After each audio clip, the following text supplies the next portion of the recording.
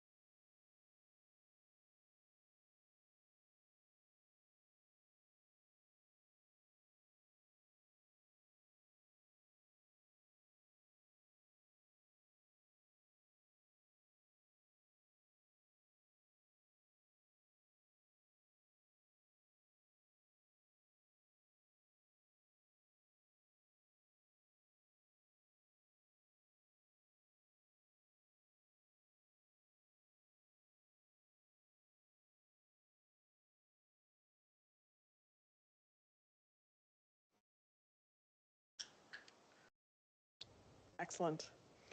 Okay, thank you. Welcome. We're going to get started with our territorial acknowledgement. We are gathered on the lands of the Blackfoot people of the Canadian Plains and pay respect to the Blackfoot people past, present, and future, while recognizing and respecting their cultural heritage, beliefs, and relationship to the land. Lethbridge is also home to the Métis Nation of Alberta, Region 3. Oki, and welcome. So thank you. Sorry we were a bit delayed with our in-camera meeting, but we are rolling with our regular meeting now. So I do have the consent agenda that we'll cover first, and then I know that we have some changes to the agenda, regular agenda, which will be on item 4. I see that item 4 is listed here 4 times, but item 3, so consent agenda. I have a couple of things. One is 3.4 Superintendent Evaluation Committee. I do need to speak to that, the memo that you have in your package. And then 3.2 DSC meeting. It's one small piece that I just want to make sure that we have some clarification on. So I'll pull both of those. So we will add those to where, Christine? To the under 10.1.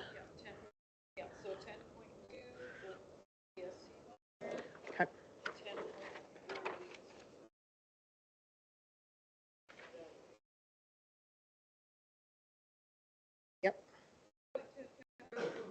There is a 10.2 already on here. Oh, sorry, 10.3. Perfect, so we have that. And then 8.1 is the international trip. Oh, sorry, we're still on consent agenda. So consent agenda, is there anything else in the consent agenda anybody wants to pull? Okay, so we're good with that. Next is approval of the agenda. So I do have a couple of changes for the agenda. So the first one is 8.1, international trip approval LCI. That item is being removed. And then we are looking to add 6.7 under the superintendent's reports, lead teachers extracurricular.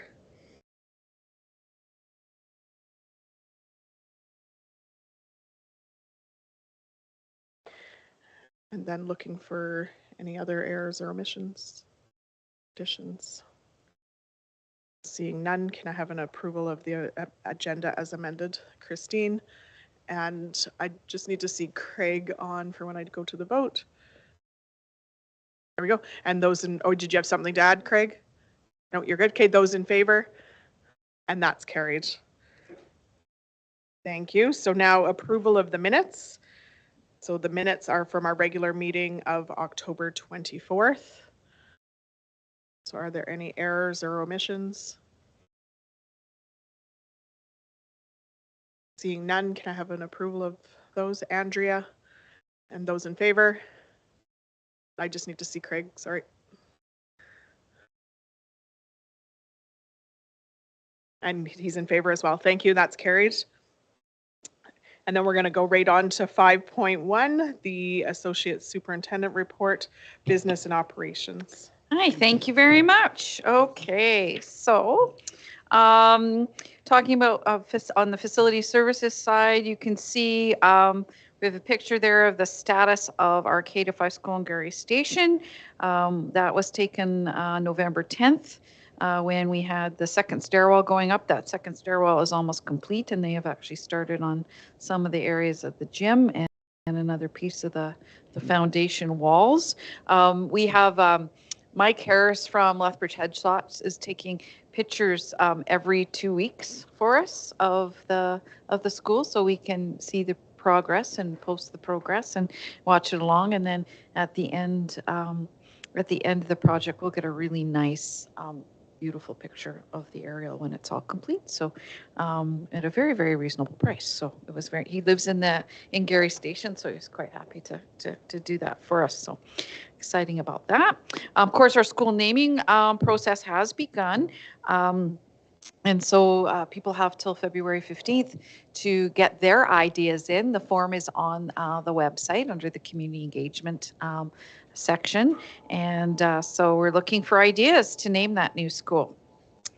Of course, we had, and I'm not going to talk too much about this because it might show up in your board highlights, but we did have a really great couple of community engagement sessions on November 8th and 22nd related to West Lethbridge boundary changes, just providing information to our stakeholders on kind of why we're engaging in the boundary changes. One, of course, is for the new school, and second is to look at some growth and capacity concerns in West Lethbridge elementaries.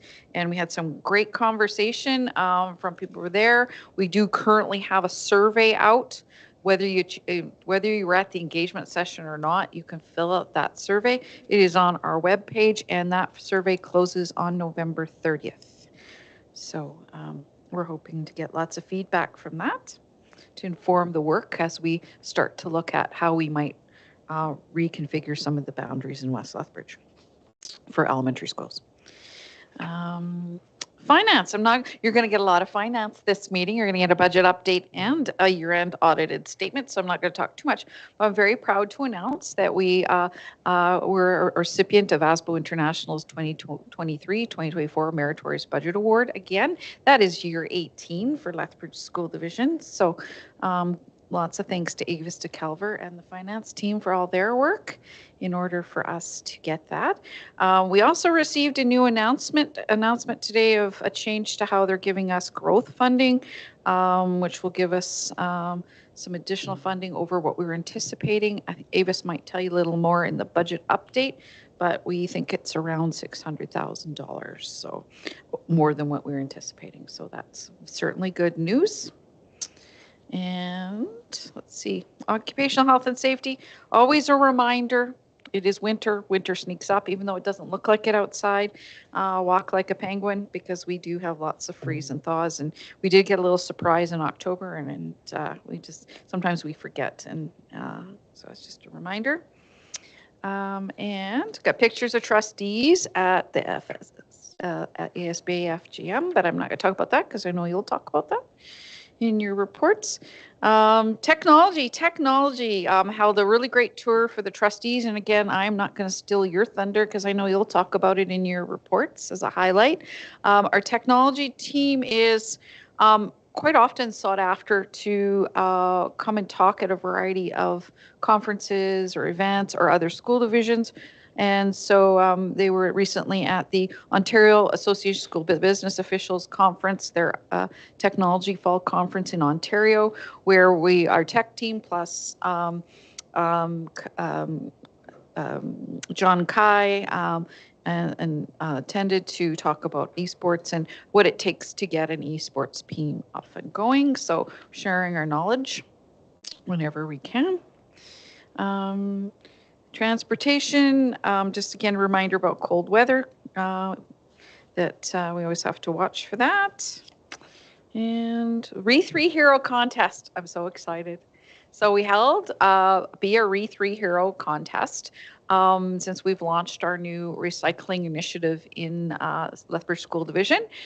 We have 2 contest winners that we've awarded, the Re3 Heroes, in the grades 1 to 5 category from Dr. Robert Plaxton Elementary School, Lezano and Holmes 4C class. They sent in a variety of different projects that each of the kids made in their science unit. Some were pictures of recycling bins or little art recycling bins. We had some Lego art. We had some posters. We had some PowerPoints, messages all about environmental sustainability. So really exciting, those projects, and some of them are posted on our website. And then Lethbridge Christian School won in the grade 6 to 12 category, and they did stop motion video. And I don't know if you've ever seen stop motion video. I don't remember claymation back in the day, very much like that, and some great projects there from their project-based learning class that, again, promoting environmental and sustainable practices. So congratulations to them. Those 2 classes are going to receive an all expense paid trip to the City of Lethbridge Waste and Recycling Center. I know it sounds exciting, doesn't it? Isn't it exciting? It's just exciting. Yes. The best part is, though, they get a pizza party. So that's I'll be working with the schools on how that happens. And I'm sure we'll get some pictures and stuff when they're out there. City of Lethbridge is actually quite excited that they're coming to visit. So that's really good. And that is about it for most of my report. Sounds good. Questions for Christine and her department? Oh, sorry, I forgot the other one. Okay, and she's got the enrollment Yes. numbers and utilization reports. Yes, so Craig had asked for the enrollment and capacity, and so you'll see I've updated it for our 23-24 enrollment of 12,229 students, and you can see the capacities. No surprise, West Lethbridge is very full, and then a variety of other schools have some pressures as well. Now I'll open up for questions and comments. Christine. Well, I just want to say, I know people will talk about it in their highlights, but thank you, Christine, for all your work for our community engagement surrounding boundaries. Thank you for your leadership, to your team for organizing it, making sure clear communication with Garrett is put out on social media and that the survey is out. And so I'm looking forward to hearing, and I know the rest of the board is as well, to hearing the feedback so we can proceed further with that. So thank you, and cheers to your team for 18 years of the Meritorious Budget Award. That is something to applaud and celebrate, and we are so thankful to have you on our team. Thank you. Craig, go ahead.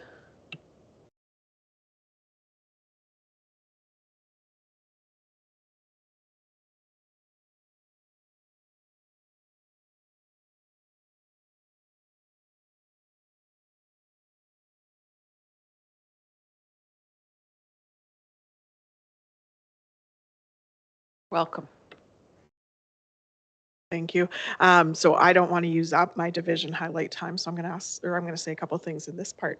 So I as well want to thank you and the team for the hosting the engagement opportunities. Being able to talk with parents, and there was a couple of students, and then quite a number of staff, and just being able to have that opportunity to engage with them was very important. And I think that getting the message out that as a board, we have not made any decisions in regards to boundary. We don't have anything that we're saying, here, tell us what you think. It really is an open process. So I think that that message is getting out loud and clear, and that it's being shared that please go and fill out the survey. The survey is open until November 30th. So I think that that message has been made loud and clear. There's certainly people that have been through our process before and might have some concerns with what they think might happen. And so it's always a concerning time for those that think they might be impacted. But I think that setting up what the next year and a half will look like in regards to the engagement process, and as we work through, I think is really, really important to this board and really important to the community that we're hearing from. So I appreciate all the work and the effort, and I know that staff needed to come in late, and also working together with the university, the students that came, and out of that I need to do some follow-up, but there has been some communication in regards to them potentially sending some university students to do a practicum type work within our division as well. So so there are some good opportunities that came out of that. And then again, with the innovation tour, very much thankful to the tech team for putting together that opportunity for us as trustees to be able to go and see and understand and be able to speak more clearly and know what is happening in our division in regards to tech. And it's absolutely amazing to see that and to be able to share that. And we've had opportunities. I was at Economic Development Lethbridge. I was able to share the video that the team has put together with Ed Lyman, as well as when we were up at ASBA, we were able to share. So I think that having trustees know and understand the technology and innovation that's happening within our division and for our students is very important. So thank you for that. And then I know we'll get to hear lots from Avis later, so we can pass on kudos to her as well at that time. So thank you. Any other comments, questions? Christina. Thank you so much for all the work. I have a question actually about not within the report, but I know that typically in December we'll get the calendar. Is that something that you are working on now? The board budget development calendar, this No. board schedule. Oh, maybe this is a superintendent question. The just the annual calendar. Approval of the yearly Mhm. calendar. That's a Mike. Oh, okay. I was trying to remember. I feel like often we talk about it. So, okay, just kidding. And he has a calendar committee. Yeah. Okay. So seeing no other questions, thank you. And next is our instructional services report. And I'll turn it over to Mike. Thank you. And I can answer that calendar question really quick. We probably won't get it in December. It'll probably be January. We've done some preliminary work. We got to get it out to some of our stakeholders, have our committee meet, that sort of thing. So we'll probably be about a month behind from where we were last year. So just so you know. Yeah, so just a couple highlights here. Obviously, the Digital Wellness Night, I think was well attended and a good event. Really appreciate the work that the divisions did. Our technology team, obviously Morag, Sydney, Kaysen, really appreciate all the time they put into making that the event that it was. So thank you to them. Indigenous education, Joel and the Indigenous education team had an opportunity to bring out a number of teachers on our last collaborative Community Day, 30 plus staff. I'm not sure if they're all teachers, might have been support staff as well, to engage in some professional learning. So I hear a pretty experience. Yeah, and I know you had an opportunity to hear from Rochelle about the Medicine Hat trip. So we talked a little bit about that, and we'll be talking about that in the future. And that's it for me. Questions? Andrea, go ahead. I just wanted to say I really enjoyed the Digital Wellness Night. It was wonderful with a great panel and questions answered. It was great. And because it's Giving Tuesday, there was a little something on the news today about pathways to education. And I just wonder, is that at all in Alberta? If that's something we could look into, that program is in Alberta, or is it more an Eastern program? Can you tell me what the program is? Pathways to Education that supports kids in their educational journey with sometimes financially, for bus passes, things like that. Just wonder if it's an Alberta thing or just an Ontario thing. I don't know. I'm not familiar with the program. Doesn't mean that we don't have it. Certainly something that I can look into. Okay, I thought maybe if you asked Morag about that, that would be great. Thank you. So I have a couple of questions in regards to ARAO procedures and policy, and in regards to the report from Morag. I know that she's not able to be here today, but don't know if you have any information for us, Mike. When I look at the next items in regards to the board priorities report, I also don't see much in terms of ARAO or the DIPT table. As trustees, I certainly am getting a lot of questions, and I certainly have some questions too when it comes to the ARAO. So last September, the board passed the policy, passed third reading, and then we went through the year with some questions and conversation. Last fall in September, Morag had put out the inclusion and diversity and wellness mapping for 2022-2023. And I don't necessarily see that for this year in regards to what that looks like, the mapping wise. And when I look at the reports, I'm not seeing any updates in regards to ARAO or the important work that needs to be done still with the policy and the procedure within our division and the follow-up work. So I'm just really looking to know and understand what is happening in our division in regards to ARAO. I know in October on her report, October 11th, that there was an ARAO admin committee meeting number 1, but there hasn't been anything else in regards to ARAO for the DIPT, as well as the student forum for DIPT. I'm getting asked from parents all the time in regards to what's the follow-up, when are we going to do some more pieces with it. When I look at the procedure, 1.2 talks about providing opportunities for open dialogue, which support transformational conversations. 1.6, developing partnerships that support anti-racist and anti-oppressive learning communities. 2.3, providing learning opportunities for all communities to enhance their understanding of bias, privilege, and racism. And then point 3 in our procedure goes on to talk about being vigilant in action, ARAO lens for our division, and then representation, fostering opportunities for representation from voices of individuals and groups targeted for oppression, and then collecting data. So just really looking at when our board policy talks about, the board acknowledges that anti-racism and equity require continuous action, learning, and improvement. I'm just really looking for what we can know and understand. And when I'm looking at our reports, we're not necessarily getting the information. So I'm just wondering as a division, as a board, how we can access that information. The public is asking me repeatedly for that information. And I'm just wondering how we can get that information when it is important to us as a board.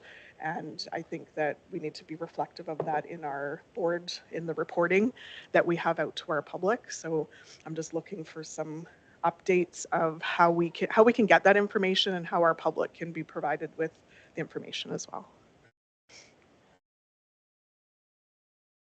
Yeah, if you can. Yeah, no, I appreciate that feedback, and we can definitely provide you with that. Yeah, no problem. But I don't have, I'm not going to be able to answer that here and now. For sure. Necessarily. Are you looking for an answer right now? No, Or just looking what for I that? think what I'm looking for is that the public is looking for the answers. So it's not just that it's at a committee of the whole that we as a board are receiving that information, that it really is the public is asking for this information. The public was engaged over this last year in the opportunities that they could be with the DIPT table as well as DSC. And the public is looking for the information. I am too, but in representing the public, I think that it's just a recognition or acknowledgement of how or when we might get some more information of what is happening in our division in regards to ARAO and our next steps and how we're continuing those conversations. And will that be something that we can provide an update or next steps? So I think just knowing that that will be publicly provided, not just to the board through email or through committee of the whole. So. Okay. Any other questions or comments for Morag's report? Christina. I just wanted to appreciate there's a section in the report about a number of teachers going to an on-reserve learning opportunity with Shane Littlebear, and I just wanted to appreciate the work that is like logistically, first of all, just to get 30 teachers out of town, but just appreciate the investment in land-based learning. And I think there's often a lot of talk in education about our neighbors and sort of this language around like we're close to these reserves and things like this. And often an expectation that Indigenous educators, students, families come to us. And so I appreciate the investment for us to go on reserve with such a large group. So thank you.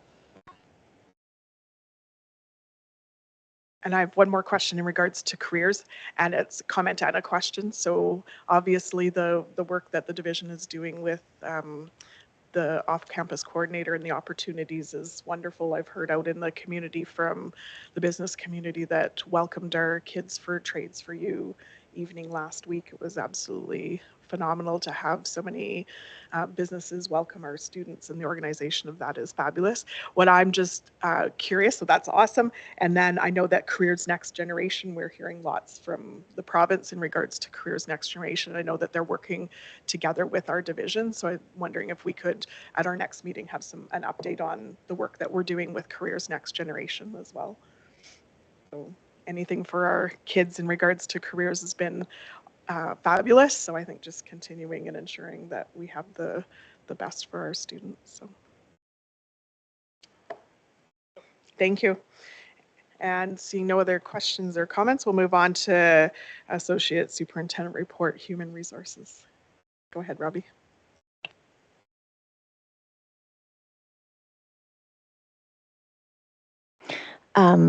I will take any questions from the floor, given that the highlights are already outlined and you've had an opportunity to read the report.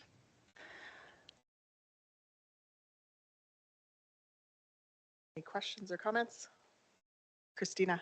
I just wanted to appreciate all the extra work to put in about the split classes and multi-grades and stuff. I know that that was a question previously, so thank you for that. And in particular, I just want to point folks, and parents specifically, because I know split grades and like the pedagogy of split grades is often a like nuanced piece that it's hard, I think, sometimes for schools in the hustle of like trying to set them up at the beginning of the year, have a hard time explaining sometimes to parents, or parents don't even know how to ask. What impact will this have on my child's learning, right? They're not sure how to say that, especially if it's like their first child and it's like grade 2, like they've been in school for 13 months. So I appreciate the information. So just want to point the public to those pages under section 5.3, kind of a third or fourth page down. So that there's information about how the children will learn in those classrooms and what that will do for their development. So thank you. Thanks, Christina. I would also like to highlight that we are continuing the work in staff wellness and well-being. I did speak to that in the report, that on the collaborative days, we had a group of about 7 administrators. Rhonda and I facilitated a session on wellness. It went very well. We had some positive feedback and we're looking forward to the next session. So that's just one step in the right direction to continue the conversation on staff wellness. December report will have more information about some of the things that Rhonda and myself are trying to do in regard to gathering more data on support staff, recruitment, retention, hiring. So we've had conversations with Zone 6 about what things look like across the zone for a variety of school divisions. And so we'll have some more information in the December board report. Thank you very much, Robbie. Thank you. So next is superintendent report. So the first one is 6.1 board priority report. Great, thank you. We'll just kind of get rolling, and then if you have questions or comments, by all means, just let. Oh, it looks like, does Craig have a question? Go ahead, Craig. We can't hear you. You're on mute.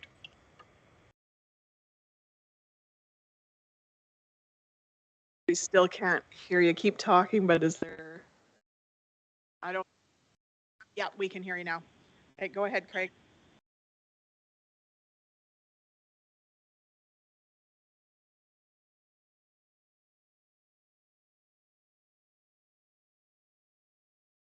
No problem, Craig. Thank you.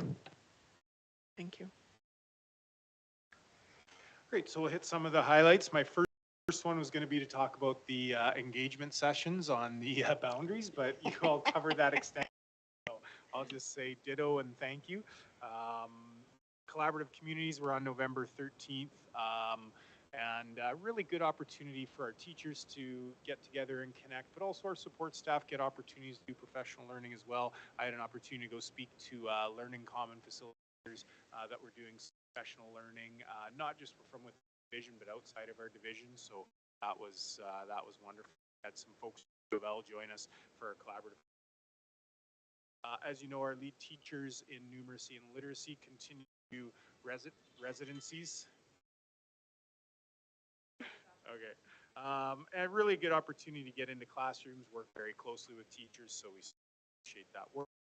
Jesse just left, but as you know, he did on November 14th. He led, along with other members of the technology and innovation tour for Robbie and I had an opportunity at Trustees, and it was really just a great and I know Jesse did a personal tour for Craig the week before. Just a great opportunity to see all the wonderful things that we're doing in the innovation in our school.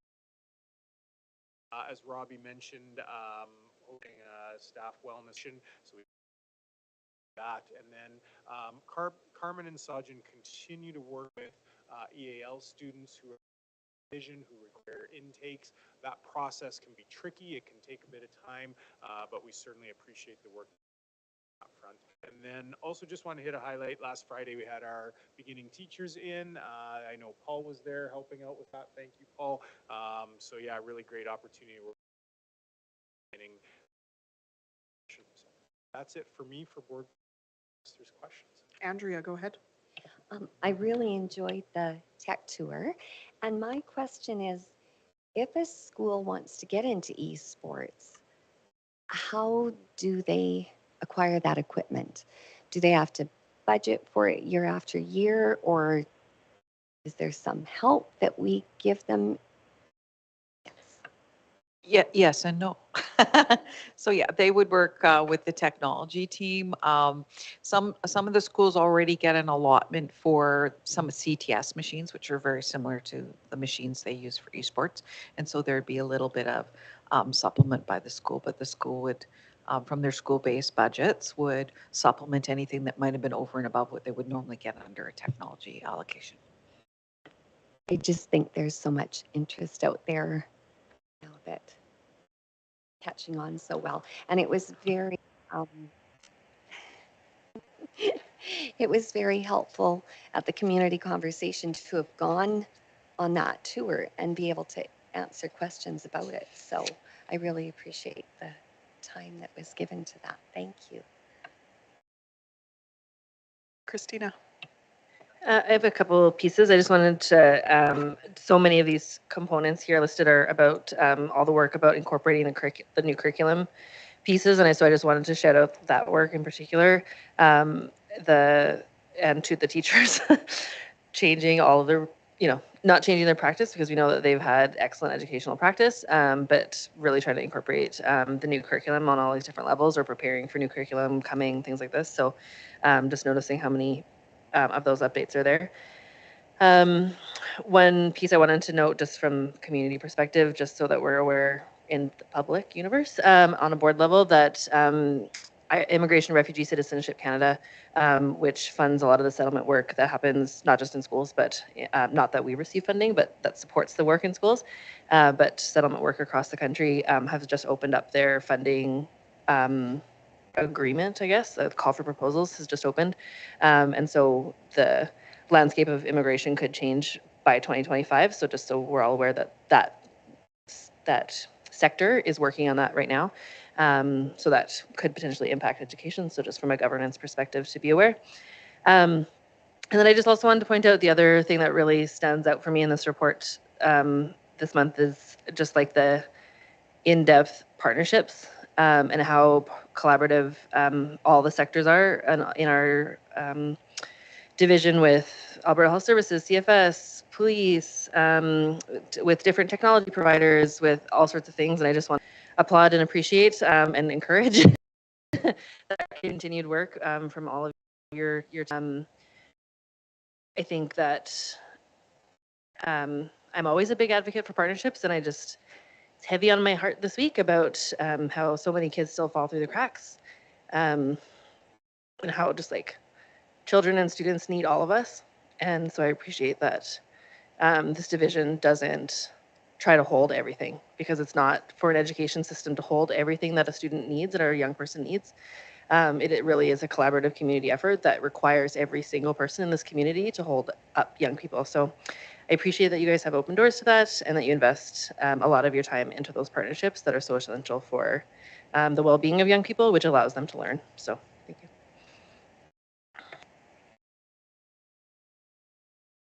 Thank you. Any other comments or questions? Okay. Sounds good. So we have our auditors here, so we can go ahead with, so we would do the budget presentation after? Yeah. Okay, so we will jump ahead to 8.2, action item 2022-2023 audited financial statements. And I will turn this over to Christine and then over to Ava. So go ahead. Hi, thank you very much. One of the December is a very heavy financial month, because of course we're closing the 22-23 school fiscal year with the conclusion of the audited financial statements. And of course, audited financial statements are to give comfort to our Board of Trustees and our public that our financial statements are are reasonable and correct and that sort of thing. So we have, of course, Avis does a lot of work on the financial statements. She will be presenting the statements, but here today we have our auditors, Will Zobel, partner with BDO Canada Limited, and our audit senior on the job, Kylie Hogg. And I think Kylie's going to do the audit presentation. And so be kind to her. I think this is your first one, is it? Yes, her first one. So, and then Avis is going to actually present the financial statements because the financial statements are technically ours, so not the auditors. Okay, I'm going to let you take it away, Kylie.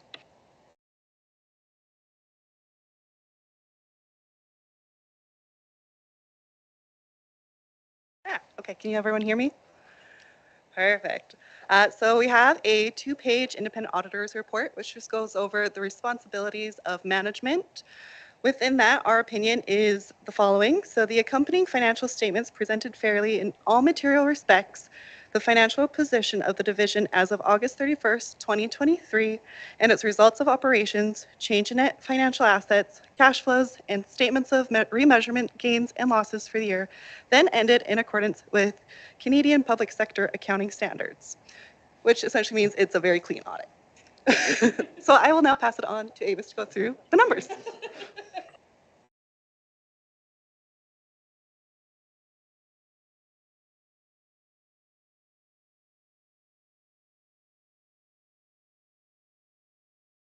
All right, hello everybody. Here, I'm just going to pull up my report. All right, so I am pleased to present the 2022-2023 audited financial statements and the related financial reports which have been provided in your agenda packages.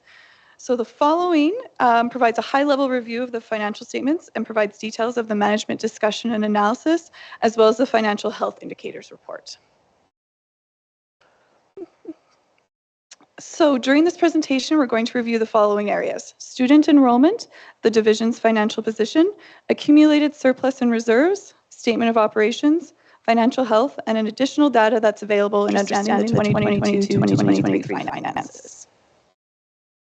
So to start with enrollment for the 2022-2023 year, the division had 11,957 students from early education to grade 12, which is a 2.37% increase from 2021-2022. Within the financial positions of the division, which is shown on page 4 of the financial statements, as at August 31st, the division had financial assets of $19.41 million, which is comprised of cash, investments, and receivables. Of those receivables, the vast majority relates to amounts owing from Alberta Infrastructure for capital projects and the GST rebate from the federal government. The financial position also comprised of $15.21 million of financial liabilities, which is mostly comprised of payables, unspent deferred contributions, and new for 22-23 is a liability to meet the requirements of a new accounting standard, asset retirement obligations. So of that 15.21 million of liabilities, can you still hear? Oh yeah. Accounts payable is at 6.10 million, which includes 232,000 accrued liability to the province for the weighted moving average adjustment. This liability is effectively to defer the difference between the funded student enrollment and the actual student enrollment levels. So this is resulting in these funds being deferred from 22-23 and then will be spent in 23-24. So just to kind of put that in comparison, in 21-22, it was 2.1 million, and now for 22-23, it's 232,000. So those are they're starting to kind of line up a little bit. As previously mentioned, there is a new accounting standard that came into effect for the 2022-2023 school year called asset retirement obligations. So this $6 million liability on for the school division is to remove any asbestos from various buildings under the division's control. The timing of these projects are not known. It depends when the buildings undergo renovations, and therefore the liability is based on management's best estimates with assistance from third-party environmental experts. Other liabilities include employee future benefit liability for some banked time and an estimated liability for sick time for the QP290 group, which as time accumulates from year to year.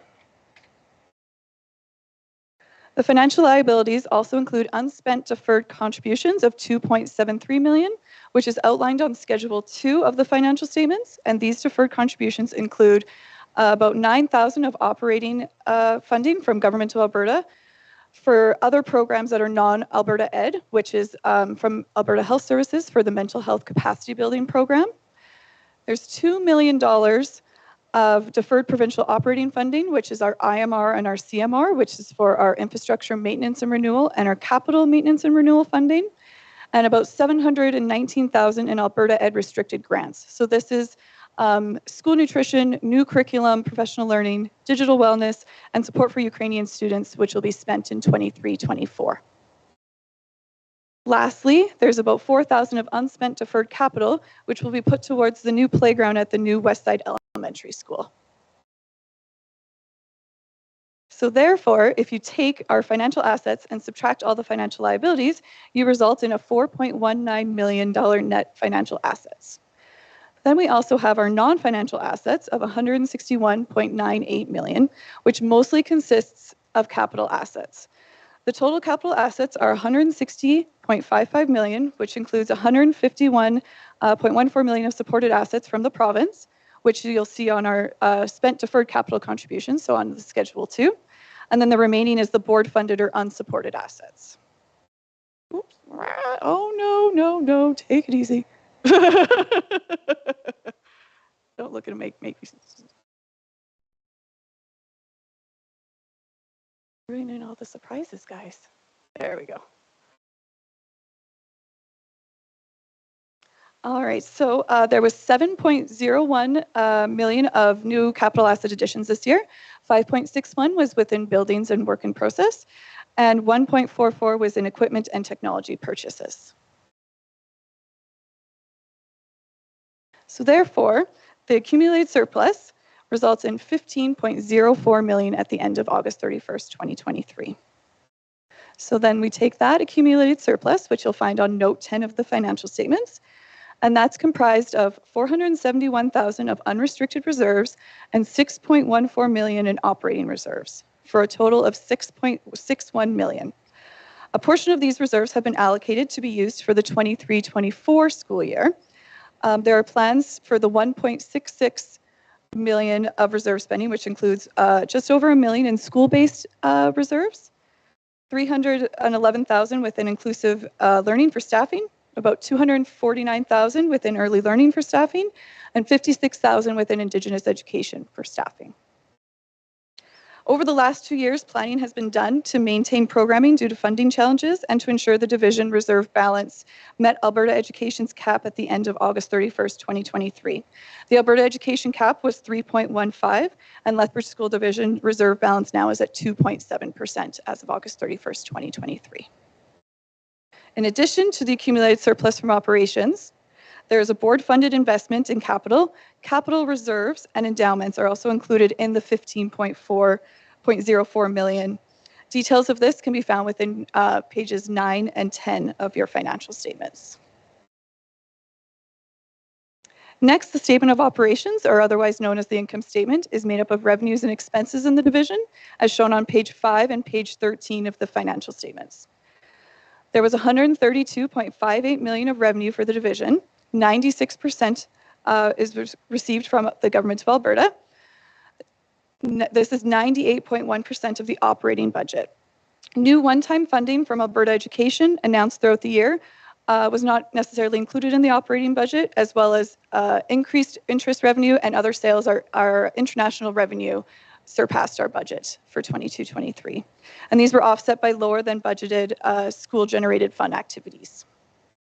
And so just a note too, when you look at the financial statements, it's required that it's the preliminary budget, as that's the legally adopted budget of the division. The year-end reporting and other financial reporting for the division is based on the operating budget. So that provides the most up-to-date budget information based on available information. That's the fall September 30th budget. So we'll go over the 23-24 one later today. So the division's operating budget includes updates for the weighted moving average liability, the new teacher salary increases, the inclusion of initial learning loss boost funding, and additional reserve use. There was also 136.59 million in expenditures, 79% which was staffing costs. The expenditures were at 98.9% of the operating budget. Instruction had a deficit overall for 22-23, but was less than budgeted. Programs within instruction that had unexpected funds left over at year end have carried forward those amounts and have allocated them in their 23-24 budget within their reserves. So that's the inclusive ed, the early learning, the school-based budgets, and the Indigenous education reserves that we just discussed. There was planned use of reserves within operations and maintenance for 22-23. Page 14 of your financial statements breaks down the costs within operations and maintenance, and this area continues to see cost pressures related to utilities and fuel. Transportation at year end was on budget as there was a planned use of $300,000 from reserves for the 22-23 year. These reserves was needed to help with the continued cost pressures in this area related to additional routes and fuel costs. System administration had a deficit of approximately $12,000, which will be covered by reserves. This was due to higher than budgeted consulting costs. And last but not least, external services is the international program, which saw a surplus at the end of the year. These funds have been transferred to reserves for future use. Don't do that again. There we go. So the spending by program, so 81% was within instruction and 19% was on supports, which is consistent with prior years. As well, the breakdown of expenditures shows 79% was spent on staffing, 16% on services, supplies, and contracts, 5% on amortization, and remaining was bank charges and other expenses. For more details, the year-end finance at a glance is within your management discussion and analysis document, which was in your agenda package. And so overall, the division had an operating deficit of $4.01 million. The operating budget had a forecasted of a deficit of $4 million, so the division is right where we were expecting to be. Next, the indicators of financial health help measure how we compare to school divisions of a similar size. So Lethbridge School Division is compared to other school boards with 9,000 to 20,000 students. So please also note the comparative column is from 21-22, and this is the most recent information from Alberta Education, and whereas the division's ratios are for 22-23. So the first is the accumulated surplus from operations. So this is the number that had to be the 3.15 at the end of August 31st, 2022.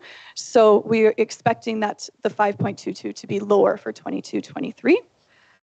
The liquidity ratio is measured by taking your financial assets less your liabilities. A ratio greater than 1 is desired. This means that the division has the ability to pay its current liabilities as they come due. And so at year end, the liquidity ratio was 1.28. However, for 22-23, if the ARO, the asset retirement obligation liability, is removed, the ratio becomes 2.14. So just wanting to help compare with the prior year, as well as right now that liability is on our financial statements, and technically there's no cash flow on the financial statements to show because it's most likely going to come from Alberta Education, that funding, but it just needs to, it would be when a modernization is announced or something along those lines. So right now there's no cash showing. So if you look at the chart in the financial indicators health report, you saw like a steep decline, and it could be a little jarring to see that, but just knowing that, putting it into a little bit of context and a little bit of extra detail there kind of explains it a little bit more. Same with the working capital per student is the amount of money available after discharging all the division's liabilities. It allows the division to meet the emergent needs and provides new initiatives so the division can continue to grow. So again, this ratio at year end is $355. However, if you remove the ARO liability, the ratio becomes $863. So again, to kind of compare 21-22 with 22-23. Yeah, of course, ask. Yeah. So for the comparable 21-2022, it does not include That liability. No. So okay, thank you. Yes. Yeah. So yeah, we get this report from Alberta Education that shows our ratios, the ratios of all the school divisions, and then the ratios of comparable school divisions. Usually in June of next year, kind of once they've kind of completed all of their information. So then it's kind of nice to see. I'm very curious to get that report to see where we kind of fall. Because this was the first year to require that liability Correct. counted on. Okay. Yes, you bet. So capital asset net book value compared to costs broken down for both buildings and equipment. Equipment and vehicles, this percentage of net book value to historical costs illustrates how new a division's assets are. And lastly, capital reserves per student. Assess how much money has been put aside into capital reserves for the future replacement of capital assets. So these ratios help determine where Lethbridge School Division falls comparable to other school divisions. There's a significant amount of data, as you can tell in the financial. We Oh have yeah, another no, of course. Well, no, Okay. ask away. So that last one, the capital Yeah. reserve per student, would that one also now have the liability in it? Not necessarily. So Okay. the liability, in fact, impacts our balance sheet, whereas that capital reserves is separate. You bet. So that's, yeah, that would be any money set aside for any capital projects, technology evergreening, those sorts of areas. So there's a significant amount of information. Let me just not back that up again. Come on. There's a significant amount of other data that's available within the financial statements. As you can see, they were 37 pages long, as well as there's other financial reports that provide additional data, accountability, and transparency. So within there are two unaudited unaudited schedules. There's a schedule of fees. This provides information onto the types and amounts of fees being charged throughout the school division, as well as the second unaudited schedule is the system administration, as this provides details on the administrative costs and provides a breakdown within the administrative areas. And one other additional note that's typically beneficial is the SGF, showing funds and the amounts expended. At year end, there were 3.03 million of unexpended SGF funds, including deferred revenue of 109,000. So that's any fees that were collected in 22-23 that were for the 23-24 school year. And so then there was 2.92 million in accumulated surplus or reserves. So to also provide, oh no, Christina, no, don't be sorry. Do we also have comparables for the school generated funds from other, do we receive that data? No, but if you could look at other, like it would be within their financial statement notes and information, which is posted online. Okay. Yeah. In terms of the document we get from Alberta Education, it's mostly like a lot of financial ratios that kind of just compare those, like the main, I guess, balance sheet and income statement items. So to also provide just a bit more additional information, Moses. We've created infographics to provide for our division for the 2022-2023 financial statements. The following also provides information that was discussed throughout this presentation, including enrollments and funding sources, expenditures, maybe, expenditures on operations and capital, and on accumulated surplus and reserves. And that wraps up the presentation on the year-end 2022-2023, and I'm happy to answer any other questions. Yeah, no, that's okay. Christina, you got more? No, that's good. Don't be worried about that. Go ahead, and then if you can show Craig on the screen just so I can see if he has any Yeah, questions. and I just want to make a comment that you can see that the this new accounting standard that we had to implement with the asset recovery obligations, the ARO, you can see it really does a number to our financial statements, and so that's why it's just when we're talking, we try to draw people's attention to it so that it's not anything we're doing, it's an accounting standard. We're required to record it in our assets. And as Avis mentioned, a lot of those assets are what we call supported assets. So when we build a new school and the government funds it, it's called a supported asset. And so when we write down the cost of that asset for amortization, we draw it from an offsetting liability account that covers it. With the ARAO, we didn't get to set up an offsetting receivable for it, even though at the end of the day, if we're doing a modernization like Galbraith, we'll get funding. Mm-hmm. Part of that funding will cover any remediation when we go to do that would come out of that. We're not allowed to book a receivable. So that's why our statements look like they went. So anyways, yeah. Absolutely. Craig, can you say something just so we can check your mic? Oh. Greg, are you muted? You got to unmute yourself. We Oh. can't. There we go. I was following along and it was great. I just want to know how Avis did in their curling. Oh. Exactly, the more pressing issue. Uh, my team went 5-1 in the round robin, and then we lost in the playoffs. So we didn't medal this time, but it was still an amazing experience. Yay. That's great. Thank you.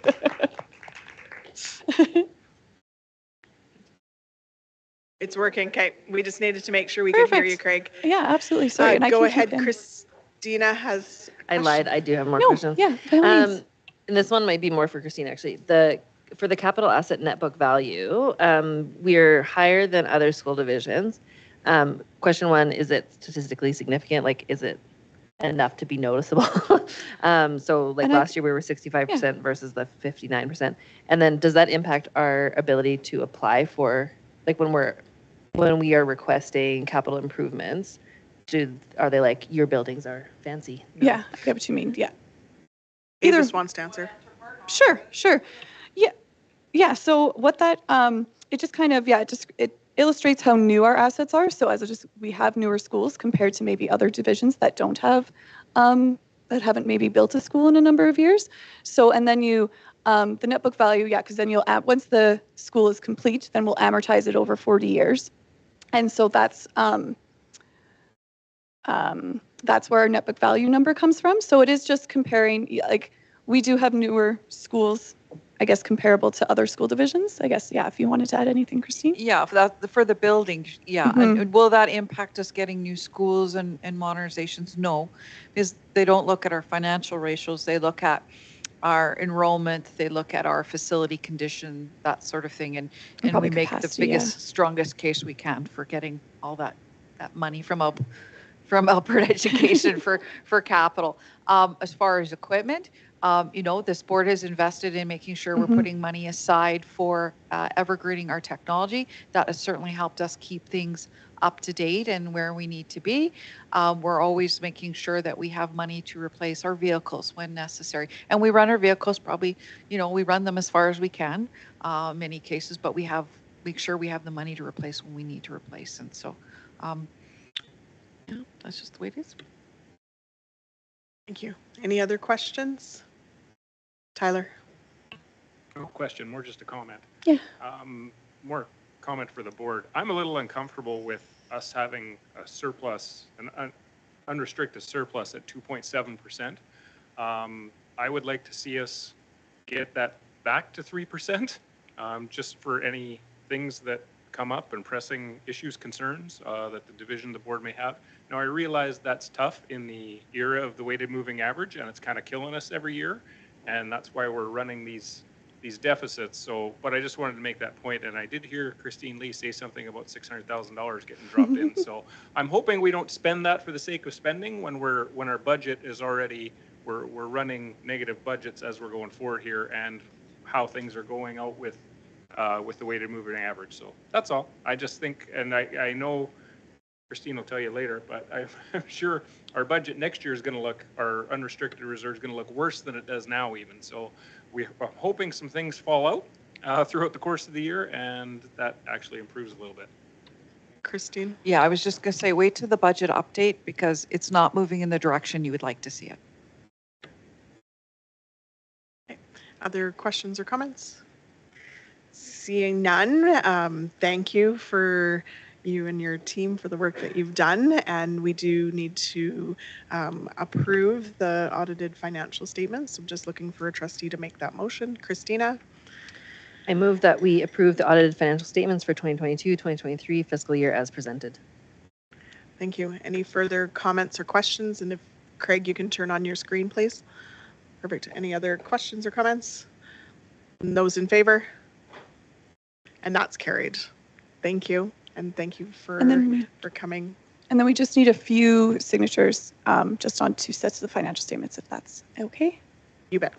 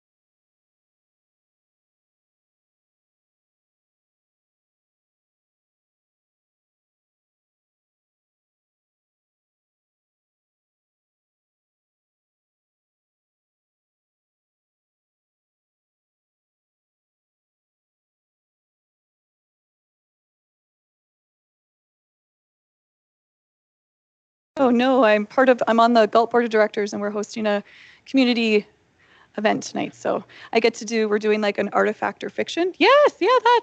And so I get to be one of the people who you have to decipher if I'm telling the truth or not. Yeah. Excellent. So we are going to presentations is 7.1, the 2023-2024 budget update, and I will turn it over to Avis. Perfect. All right, so I am pleased to present the 2023-2024 budget update, which is an update to the preliminary budget that was developed and approved in May 2023. So this budget is updated for the September 30th enrollment count and any other updated information that has occurred since May 2023. So the operating budget takes the preliminary budget of $141.83 million of revenues, including $798,000 of reserves that has already received ministerial approval, and added and updated information for 23-24. This includes allocation of deferred funds from the spring. So the division held back a portion of Alberta education funding in case the enrollment projections were not met.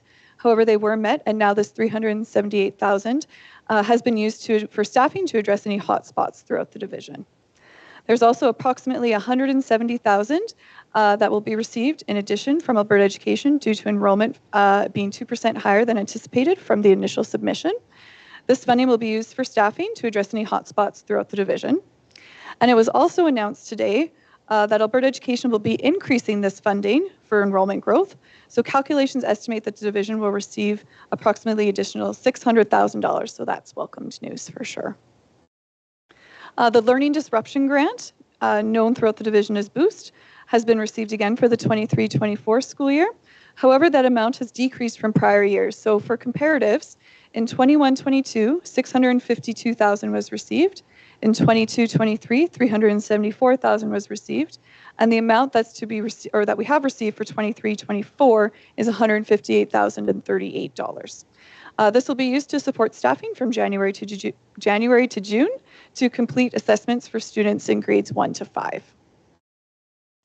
An increase in funding from Alberta Health Services of $18,067 has been received to continue to support our mental health capacity building program throughout the division. And lastly, an increase of $1.2 million in reserve allocations from the preliminary budget. The initial amount allocated was $798,000. So the use of reserves is all within instruction and is used to address cost pressures due to funding challenges.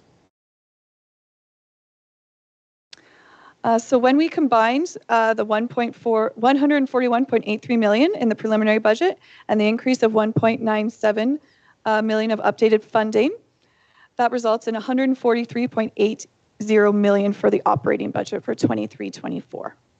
And this chart shows the overall changes from the preliminary budget to the operating budget for reserves, revenues, and allocations. And so now we'll see how that additional revenue is being spent. 77% of the total budget is being spent on staffing. There are increases in both certificated and uncertificated staffing due to FTEs being funded through the Deferred Alberta Education Revenue, the additional enrollment funding, the Classroom Complexity Grant, which is new for 23-24, and through reserves. So a bit more on the reserves. $311,000 will be spent in inclusive learning to support staffing for EAs.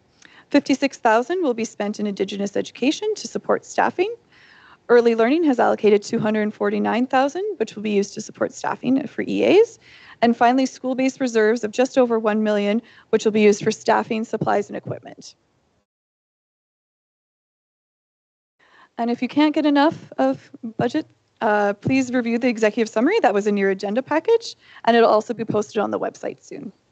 And I welcome any questions. Oh, yeah, no, Christine is going to talk first. Yeah, I just wanted to make a comment. We're talking about where our accumulated operating Yes. surplus reserve, I think it's 1.79. Now, for Is- like our estimate would be for 20. The at the estimate end, is yes. 1.79. I cannot stress enough, and I know this board has been advocating vigorously to anybody who will listen to change the weighted moving average. We're saying we're trying to keep through reserves, keep our operations addressing the needs that we need to for our kids.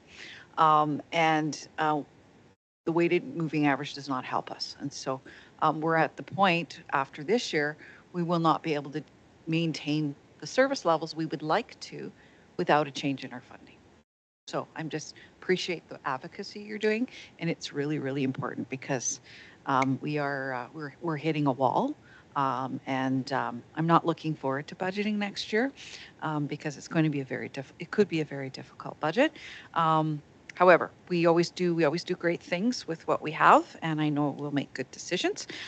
Also, just a piece of note today with the announcement of the changes, we no longer have to ask for ministerial approval to use our reserves or to transfer money to capital. So that's been lifted, probably because we don't have reserves left. So it's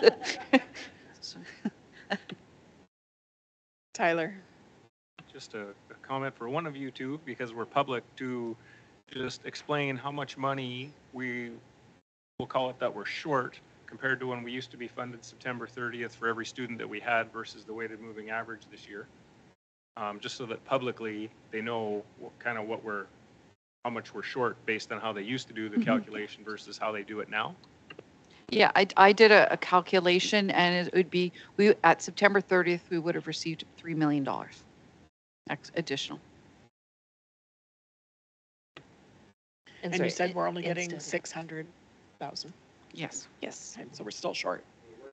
We weren't even in, as of before of 10 o'clock this morning, we were morning, thinking 170. 170,000. Yeah. Okay. What are the tough questions for Avis? Can you teach me to use this program? No. Yes. Prezi is actually like. Yeah, no, I love it. It's great. So similar to the questions I had before, just about the school generated funds. And I don't know if I even have a specific question. I do hear from the community concerns about like fundraising at schools, school fees, things like this. And I get concerned about our reserves and to what degree like school generated funds play a part in that. And I guess just like from your perspective, like, are school generated funds a significant part of this? It feels significant to families, obviously. I don't even know what my question is. Just any thoughts or comments on school generated funds? Well, first of all, when we talk about our accumulated surplus from operations, that excludes school generated funds. So when we say we're at 1.79, if based on what we're budgeting, that does not include school generated funds. And same with the 2.7, like that, the school generated funds are not included in there. Yeah. That Jenny. answered the question I did not have. Thank you. Perfect. Yeah, you bet. Jenny? Just along what Christina is saying is, so when we have in here school-based reserves, 1.5 million used for staffing, supplies, and equipment, just for the sake of the public meeting, can we clarify that a little bit in relation to the question that Christina Absolutely. just asked? So within that $1 million, there's no school generated funds. That is anything that the school-based budget itself would have had. So each school is allocated a certain amount of money for the 22-23 school year. If they didn't spend the majority or the full amount of it, then they can use some of it for 23-24. And just to clarify, that remains at the school for their own discretionary use, correct? Yes. Yeah, they do come to us like, they have to come to executive council and myself to kind of talk about what they're wanting to spend it on, just to make sure that it's reasonable and that they haven't gone over and above what their allocation may be. I meet with most administrators and we kind of go over that together. So, and just for further clarity, Jenny, school generated funds, so parent fundraising, school fundraising, it is completely separate. We separate from the actual full division budget. We have to roll it into the division budget, but that money is strictly raised for the purposes of which it are used for the purposes of which it's raised for trips, for field trips, activities and stuff, and it does not get rolled into our instructional budget.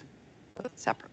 Thank you for clarifying that. I understand the point that you're addressing, Christina, with it's a sentiment I've heard as well with some families struggling with the fees required by schools, and so I appreciate the conversation around that. Christina and then Andrea. Sorry, so many questions today. One thing I just wanted to point out for the public as well is the increase in the MHCB grant from Alberta Health Services. I just want to note that because I think often in this board and like education advocates often talk about that schools end up holding quite a bit of work that other departments of government also hold responsibility for. So I just want to appreciate and acknowledge that we did receive additional funds for that. Obviously, like more investment is always needed from all departments, but it's great to see that. For the boost program, the 158, can you remind me, you'd said it in your presentation, it was the different amounts? So in 21-22, we received about 650,000, and then in 22-23, we received about 374,000, and now this year it's 158. So approximately like half. It's getting lower, and yet the grade level. So the first year I did the reporting, it was 1 to 3, and then it was 2, or I guess it was 1 to 3, 2 to 4, and then this year it's now 1 to 5. But Erin Herkett, the Director of Learning, is working her magic to make sure that that's used the best way possible from January to June. Thank you. And primarily that would be used for staffing? Yes. Yeah. Yeah. And I know that there was some concern with the boost program previously, and this maybe is more of a instruction question about the reporting required and the need to use like assessment measures that were sort of essentially duplicating assessments that we were doing anyway. Is that still a concern? Was there any movement on that? Sorry, no, that's not a budget question. No, it's totally fair question. It's still a concern. We're working through that. We're doing some pilots and trying to see if we can, and then we've got some ideas for next year how we can streamline, but it is a bit of a concern for sure. It's not necessarily all related to boost. It's some assessments that the government requires as well. So it's sort of related to that, but it's not exclusively a boost issue. Thank you. Andrea. I just had a question about school council's bank accounts. And do most run them themselves, Yes. or is some being run? So they are a separate entity from the school division themselves. Some do use KEV, like our school cash online program, but they are tracked separately. They're not included. Any of their financial statement information is not included in our financial statements. Are more being run through school cash online, or? I think, I'm not sure if I know off the top of my head. I do know there's quite a few that do. And then there are like the societies as well, which don't use our KEV program. So then they are completely separate. They have their own insurance. They have their own financial statements to file. So we've got the societies and then the parent council, which are two separate kind of entities. I just want to add to that. We have been recommending that school councils use our school cash online and account through the school for because they don't have a lot of expenditures. Just because school council chairs, treasurers rotate quite often. When you open a bank account, that's a lot of work, changing signatures, whatnot. It also protects those who are in charge of their money because quite often they run their hot lunches online, so they're cashless. And that way then it's safer. It prevents any potential accusations for anybody if they think that there's something nefarious. They get the support of the division on handling those funds, and they don't have that hassle with the bank accounts and getting signatures and all that stuff. So, and the reporting, the school just runs a quick little report, revenue out, and they have the report. So we've been encouraging it it's just a better internal control measure and less hassle when you have a changeover of people running school council every year. Go ahead, Andrea. Just further, with societies, not every school has one. Do they just generally run them if they're trying to build a playground or do something big and then they collapse them after? Yeah, because there is quite a bit of reporting that is associated with them. So it's usually for a bigger project that the school division maybe can't apply for a certain grant or something like that. Do we have quite a few right now, societies? I No. I don't know off the top of my head. No worry. Okay. Christina, go ahead. Sorry, I have last thing. I just wanted to, again, just for the sake of the public meeting, just on the slide that Avis is on now, if you just want to back it out a bit, is that possible? Just wanted to acknowledge and appreciate that the use of reserves is obviously a concern for a board because it's like long-term sustainability, but appreciate that the use of reserves for the priorities of the board is noted here, and I just want to appreciate that because I know that when we were setting the budget and having the budget conversations, we talked a lot about support staff, a lot about inclusive learning, and investments and available funds may not be where we want them to be. I want to appreciate that this denotes that that's where the available money did go, and that in the top right of that slide, available in the agenda as well, does indicate like additional support staff, additional teaching staff, and that is what the board asked for. And so I just want to appreciate that that's where it goes. Well, thank you. Any further questions or comments? Seeing none, thank you very much for doing the presentation today and the report. And then when Christine had done her associate superintendent report, she had in there in regards to the meritorious budget award. So we just wanted to make sure that during the time that you were here that we shared our appreciation for continuing to ensure that our division gets that important award with the budget presentation piece that you provide. So thank you. Thank you. Thank you. And thank you for letting me, thanks for letting me jump around and all that good stuff here. I'll close out of these now. Scroll up. Do we need action? Okay. I was gonna say it's not in action, so we're good. Perfect. Okay. Thank you, Avis. Enjoy your event tonight. So with that, we'll jump back to superintendent report. So we're on 6.2 donations and support. Thank you. Yeah, so I know you've read the memo already. Certainly just want to say again, thank you to all those who donate to our schools. Really makes a big difference. So Nicholas, Sharon, Lakeview, and Westminster, greatly appreciate the donations. Kristen, could you just scroll down so the public can see the donations? Thank you. Yeah, so really appreciative of those and grateful for folks who are willing to help out our schools, and I know our schools very much appreciate it. Any questions? Seeing none, we'll move on to acknowledgements of excellence. Great, thank you. And I'll just kind of go through some highlights. I know you've read it.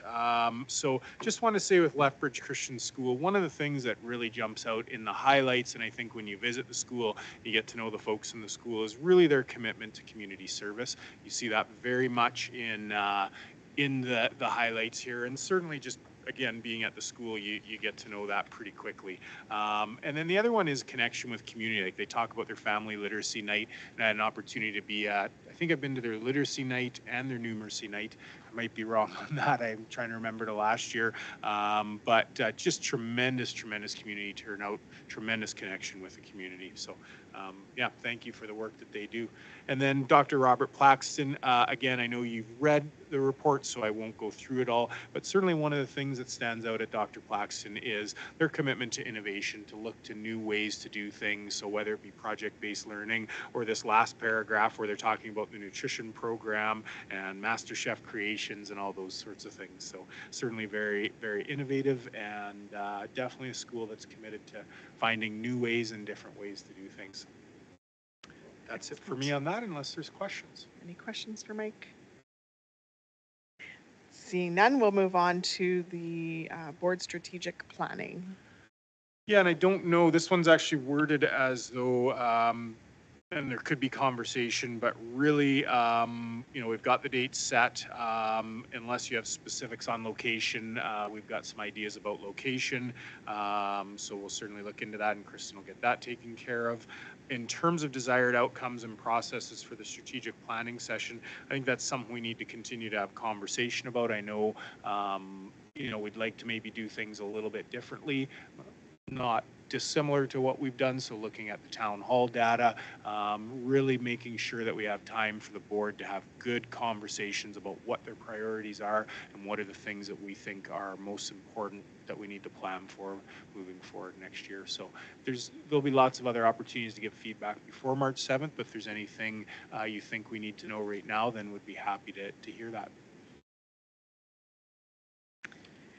Seeing none, I know that Christine and I had spoken with you in regards to letting Kristen and you make the plans. So we look forward to hearing where we're going to be. And I know there's work in the next few months to get us ready for that. So we look forward to that piece. Thank you. Next is calendar of events. Yeah, and the calendar of events. I have just a comment. Sure, Craig. Go ahead. If we have something we want to bring up, can we just email you and Allison and Christine? Something you On want on the strategic planning, right now I can't think of anything, but if any of the trustees think of something, all we have to do is just email you and Allison and Christine for conversation about what we'd like to see. Yep, just as long as it's sounds well great. in advance so that preparation Yep. can happen as well. So, I'm just thinking in the next month or so. yep, for sure.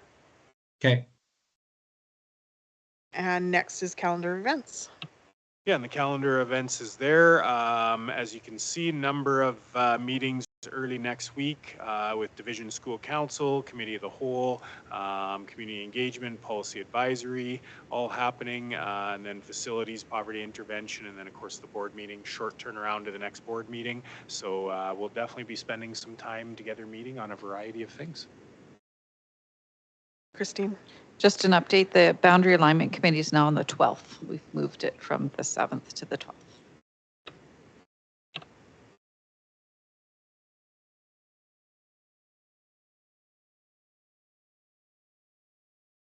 Perfect. So we're good on that. And next is town hall. Okay, town hall, again, you've got the questions here that we're going to use. We have got them out to school councils and admin committee, so hopefully they'll be able to spread the word. And then obviously we'll need to get surveys ready and really start to get that out to the community so we can get some feedback and then make sure we have the town hall format ready to go. So those plans will be beginning in December and January, and we'll keep you apprised of those. Sounds good. And just a reminder to trustees when you're out at school council meetings or community conversations to share the word.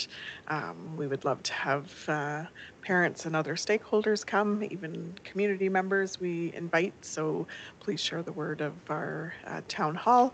And if it's a community member that might not have been involved previously, they can message into Kristen and she'll get that invitation out to them, or you can message and ask Kristen to send that invite to a community person, but she can take care of that. Christina? Two things. First, thank you for reviewing the structure and the types of questions. I know that there was lots of feedback over the years about many folks wanting to provide feedback specific to their grade level, and so I appreciate the attention to try to figure out how to logistically handle it. And then I feel like I ask this every year for town hall, so it's just my annual question of will there be accessibility measures in place in terms of if families need support with like transportation or interpretation beyond just like an online version? Like, will there be an opportunity to participate fully for any family? Yeah, I'll make note of that, and I know we did that for the boundary engagement process, so certainly we can look to do that. I just need to make sure I write it down, so it's, yeah.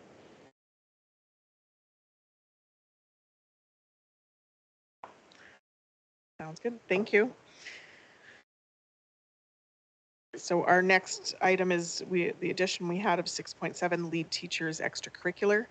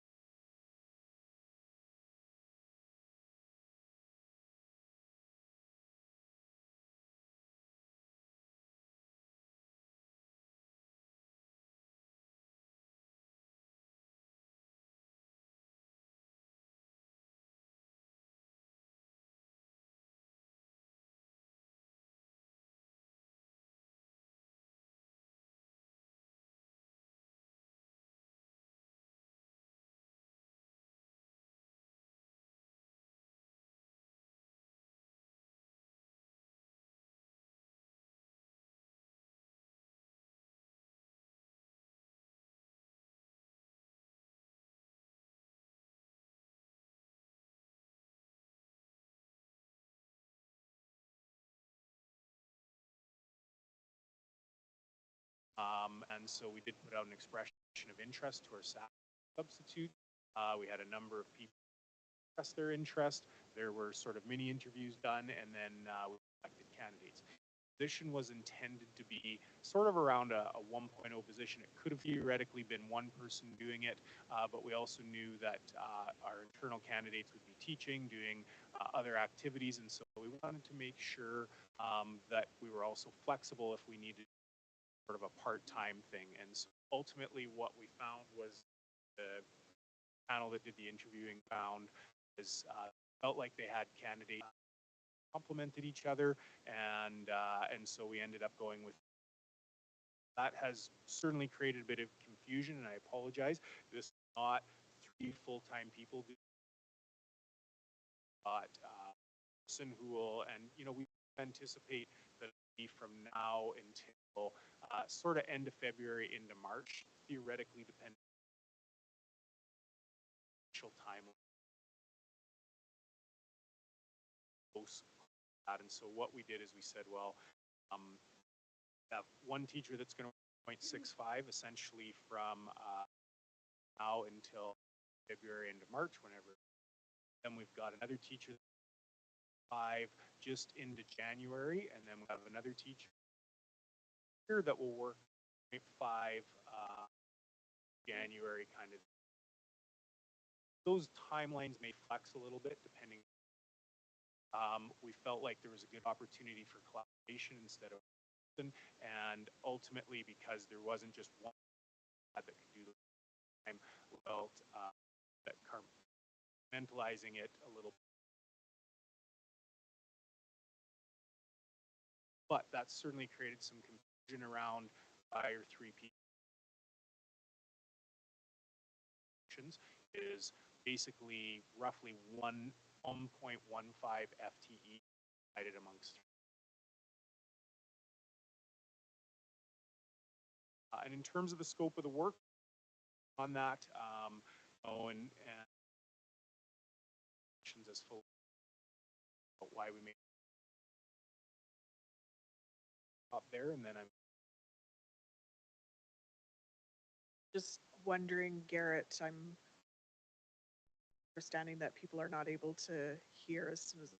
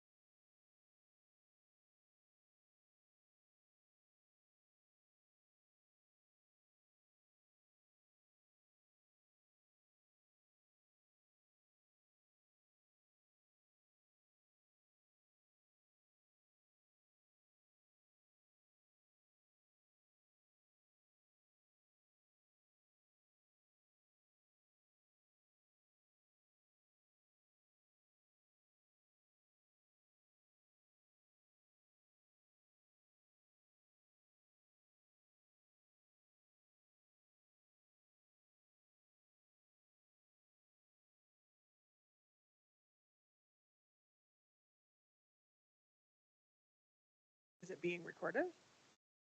Okay. And that gets reposted. Okay. But the rest of it will get posted.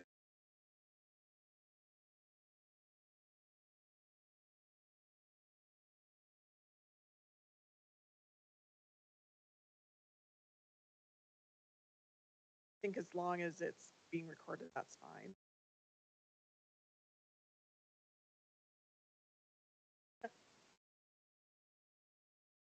They just can't hear live, that's all.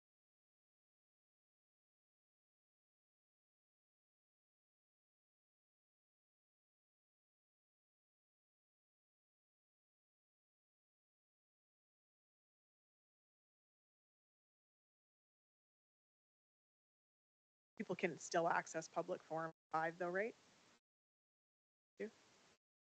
They would still be able to join. That would be fine. Yeah, I think it just they can't hear live if it's recorded. Great. Yeah. Okay, so we'll go to questions. Any? Oh, sorry, I thought you were moving your mic to speak. Andrea, go ahead. I appreciate the work that John and Billy. I just wondered about the how they could.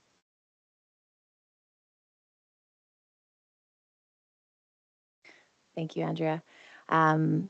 We acknowledge that we need all voices at the table, and so there is a strong commitment to stakeholder engagement from all schools and all parties. So fine arts and athletics, and so all staff, students, and stakeholders that are involved will have a voice at the table.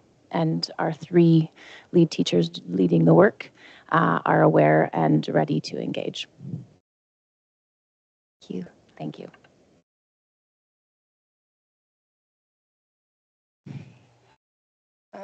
Thinking about what my question was.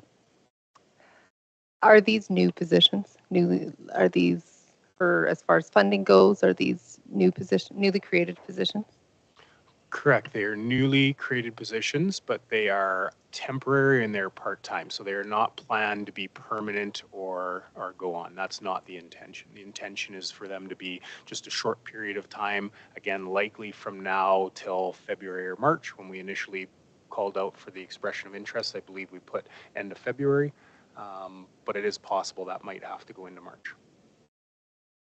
And do they report, who is their direct report? Are they fall under instructional? Is that correct?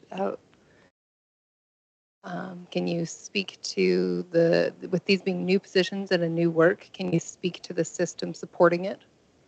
They're going to report back directly to Executive Council.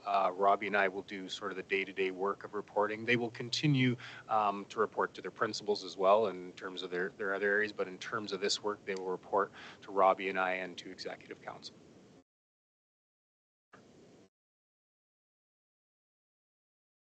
Friends waiting like I have another question. Sure, I'll come up with one more. No, I do actually have one more. This is a new initiative in our division. Is it a work that is comparable to something that is being done in other divisions? Is there somewhere we've been able to lean for support or an example or take from ideas that have gone before us doing this? Can you speak to that? Yes, I can. So a couple things. One is larger divisions do have positions like this, athletic coordinators, extracurricular coordinators, those types of things. I know that Jonathan has reached out to one division already. I want to say Edmonton Public, or Catholic, I'm not sure which one. Yes, and we have had, so some of the larger divisions have some work that they've done. We've also had some people reach out to us that do this work on a regular basis that we'd be interested in having them assist with this. So yes, we believe. Also, there's other organizations like ASAA, for example, that do some of this work as well. And then just in regards to them being extracurricular lead teachers, can you outline for us how that breaks down for our different levels of schools and our focus on athletics versus, not versus, but, and also our arts and we have quite a variety in our extracurriculars. Are you able to give some clarification on their role pertaining to those things? Yes, so our intention is we will start off with a focus on athletics. We think that's kind of the foundation of where we want to start on this, but we are definitely committed to looking beyond athletics. We don't believe this is just about athletics. And so, yes, we will be looking into all sorts of extracurriculars. We're trying to stay out of the curricular programming and the extracurriculars. Sometimes that gets a little bit gray, but so fine arts, those sorts of things will definitely be part of it. Our esports, all those will be part of it for sure. We think that's an important part of moving this forward. But athletics are an initial focus for sure. And also the other thing is, probably the focus, depending on the feedback we get from stakeholders, will start more at the high school level, then the middle school level, and then probably a little bit less at the elementary level. That's our initial thoughts, but that could change as we go through the work. So some of the questions that I've been asked from the community have already been addressed in regards to that equity and diversity piece. And then another question or comment is the piece around lead teachers. There's a number of trustees on this board certainly have expressed concern with that lead teachers isn't necessarily always our best answer of we put in lead teachers. So just to provide some clarification that there is no intention of the lead teacher position carrying past that time period, knowing that a number of people on this board do not support adding any new lead teachers. So if you can just talk about that piece, that'd be important, I think. Yes, good question. Thank you. And yeah, in retrospect, should have probably changed that language where we came up with the lead teacher language. And yes, I want to again acknowledge and recognize that, yeah, this isn't intended to be a move, 3 move forward positions or anything like that. We may discover in the work that there's some work that needs to be done ongoing, and we'll figure that out organizationally once we get to that point. In terms of the lead teachers, you're right, it is confusing because we have some lead teachers that have very specific portfolios, and this work is very different from that. Really where the lead teacher came from is some have just had to do with some of the parameters of the collective agreement. The other thing is traditionally lead teachers it's sort of a side-by-side role as opposed to an administrative supervisory role, and we felt that that was very important, that it wasn't intended to be an administrative supervisory role. Is it a leadership position? Yes, but we really wanted it to be, again, for lack of a better term, people who are working in schools, who are actively working with kids in extracurricular activities, have that experience, that sort of thing. We wanted to make sure that it was less of we're an administrator, supervisor coming in, and more of a side-by-side type of model. So that's sort of where the lead teacher language comes from, but I recognize that's, and apologize for that, it's causing confusion with already the lead teachers that we have. So. Jenny, go ahead. Just one more question. With this being a new initiative that's intended to be temporary, do we have parameters in place that or determined that will help identify when the work is complete? Recognizing that extracurriculars are ongoing and expecting that there will always be opportunity for work. How do we identify when this work is complete and these positions, it's time to go back to their regular role in our schools? Yeah, that's a great question. And it's something we've talked about. And one of the things we've talked about is, that we anticipate that the work will start and it will go in probably some directions that maybe we didn't expect. And that is natural because, as you're looking at what we're doing, there's probably going to be some things that we go, oh, we need to change that. And some other things that we go, oh, we have really good practice here, so we just need to share it. So we have some things that we've talked about in terms of potential deliverables. So we have an idea of some things that if they get completed, we feel like the work's going really well. That's part of the reason why we put a deadline on it as well. So it gives us some time when we're getting close to the end of February and into March. It gives us some time to say, okay, we really need to analyze where we're at, what we've achieved, and where we think we still need to go.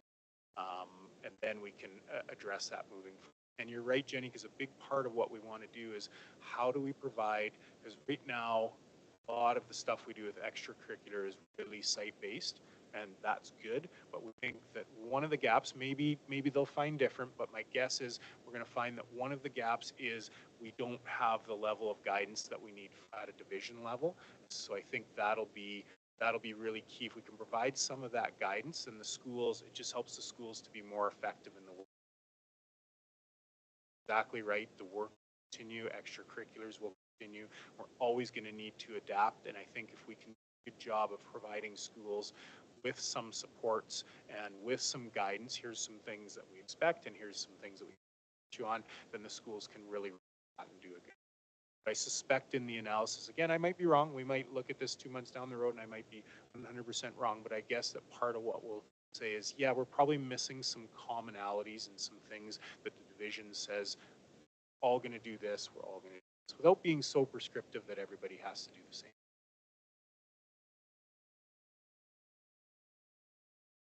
Any other questions or comments? Being none, thank you for those answers and letting us ask some tough questions. So next we'll move on in the agenda. We're kind of skipping ahead, but that's because we've covered some things there. So next on my agenda, I see 8.3 is the Division Assurance Results Report. So the memo is there, and Mike is going to cover it. And then do you want to talk about that we're going to cover more of it later with the board? Okay, so go ahead, Mike. Okay, so we'll get rolling on the, it's actually, I always refer to it as the AERR. That's the old term for it. It's actually the Annual Assurance Results Report. It's a terrible habit that I have, continually referring it to an AERR. So I apologize in advance if I do that. I just can't seem to get that out of my mind. I was gonna maybe talk quickly, just do kind of a highlight of it, and then if you have questions, you can certainly ask me as we go along or wait till the end. I know that you've read through it, so I won't try and go through every point. I'll try and hit a few highlights, and then if you want to circle back about specific questions, I'll be happy to answer those. Okay. So we'll just go through the document very quickly here. A lot of it is things that we have to include, information about the division that you already know, information about staff, student demographics that have been covered. When you talk about summary of accomplishments, you know, there's I won't go through all of them, but a couple really cool things. One is the hosting of 49 graduates at our Indigenous graduation ceremony. Pretty big highlight. Certainly Joel and his team have done a really good job of working to connect with, and we're on summary of accomplishments, page 10, Kristen. Connect with Indigenous communities, also awards night that we've done, so really appreciate that. Obviously the Meritus Budget Award, very exciting. We've talked about that one already, so I won't belabor that. And then we also talked about the technology department and some of the innovative things that they're doing in classrooms and to support the division. So appreciate all that work. There's lots of really good things going on. And then a lot of work has gone into the new curriculum this year. And that's going to be ongoing for the next year as we have more and more new curriculum that comes in. So just want to say a big thank you to all of the school staff that have done a lot of work to get the new curriculum going, and certainly division staff who have tried to support that work as well. It's really appreciated and it's important stuff. Okay, overall results, we'll get into this a little more, but just a few highlights in terms of positive. You know, we continue to have good results on citizenship. Our 5-year completion has gone up the last few years. You know, still always room to grow there, but we are seeing some positive trends there. You know, there's some really positive things that we see in education quality. We'll get into more details on there that we're pleased about. In terms of, you know, there's obviously areas that we need to grow, and you can see them based on the color. The 3-year completion is still down lower than where we'd like it to be. How much of that is COVID? I'm not 100% sure. That was certainly some of it that impacted it over the past few years. I think some of it is just the changing nature of high school as well, and kids not being quite as keen to finish in 3 years. And then obviously PAT and diploma exams were lower than we'd like to be there. We haven't fully got back yet to pre-COVID levels, and so that's something that we will be taking more of a deep dive with the board when we hit committee of the whole here in December. We can have some more specific information and actually take some time and talk about the specific trends. And of course, if you have questions, we can answer them here, but probably a little more of a deep dive with the board is warranted. We'll talk about the Indigenous and English as additional language results as we go through here. There are improvements in areas, but obviously the overall level of achievement, there's still lots of room to grow. I think that's true provincially, and I think that's true in our division.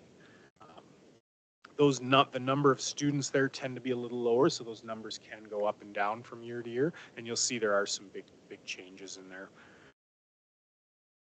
Okay. And then again, I'm going to go through this relatively quickly, and then we'll just open it up to you for any questions that you might have. So we're going to do more of a deep dive in provincial achievement tests and diploma exams. We see, one of the first things I look at is acceptable level.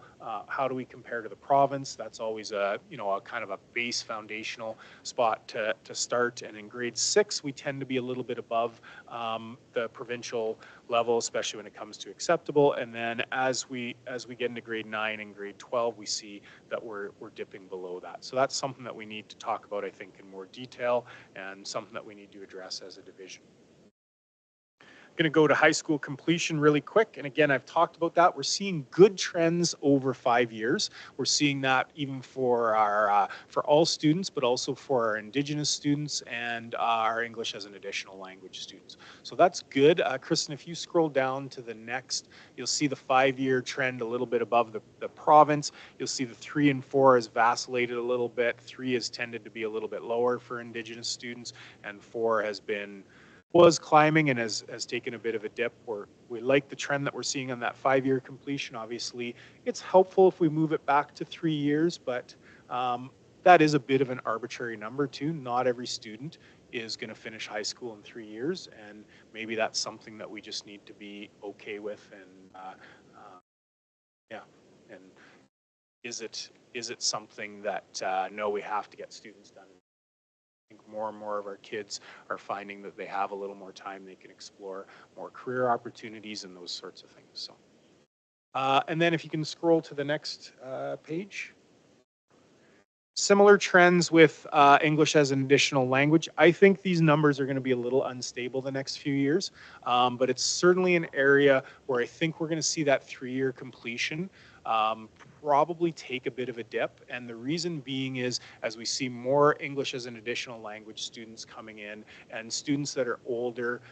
So if you arrive in grade 9 versus a student who arrives when they're in grade 1, that's a very, very different experience in terms of graduating, and it depends on what your English proficiency is and all those sorts of things. So as we see more kids that arrive that are closer to that high school level, it probably will impact that 3 and 4 year number. And the question will be, what's happening on that 5 year? We're able to get kids graduated and complete high school. So those will be some of the things that we try and keep an eye on over the next few years. We'll keep on going, and we'll go to citizenship, so page 24.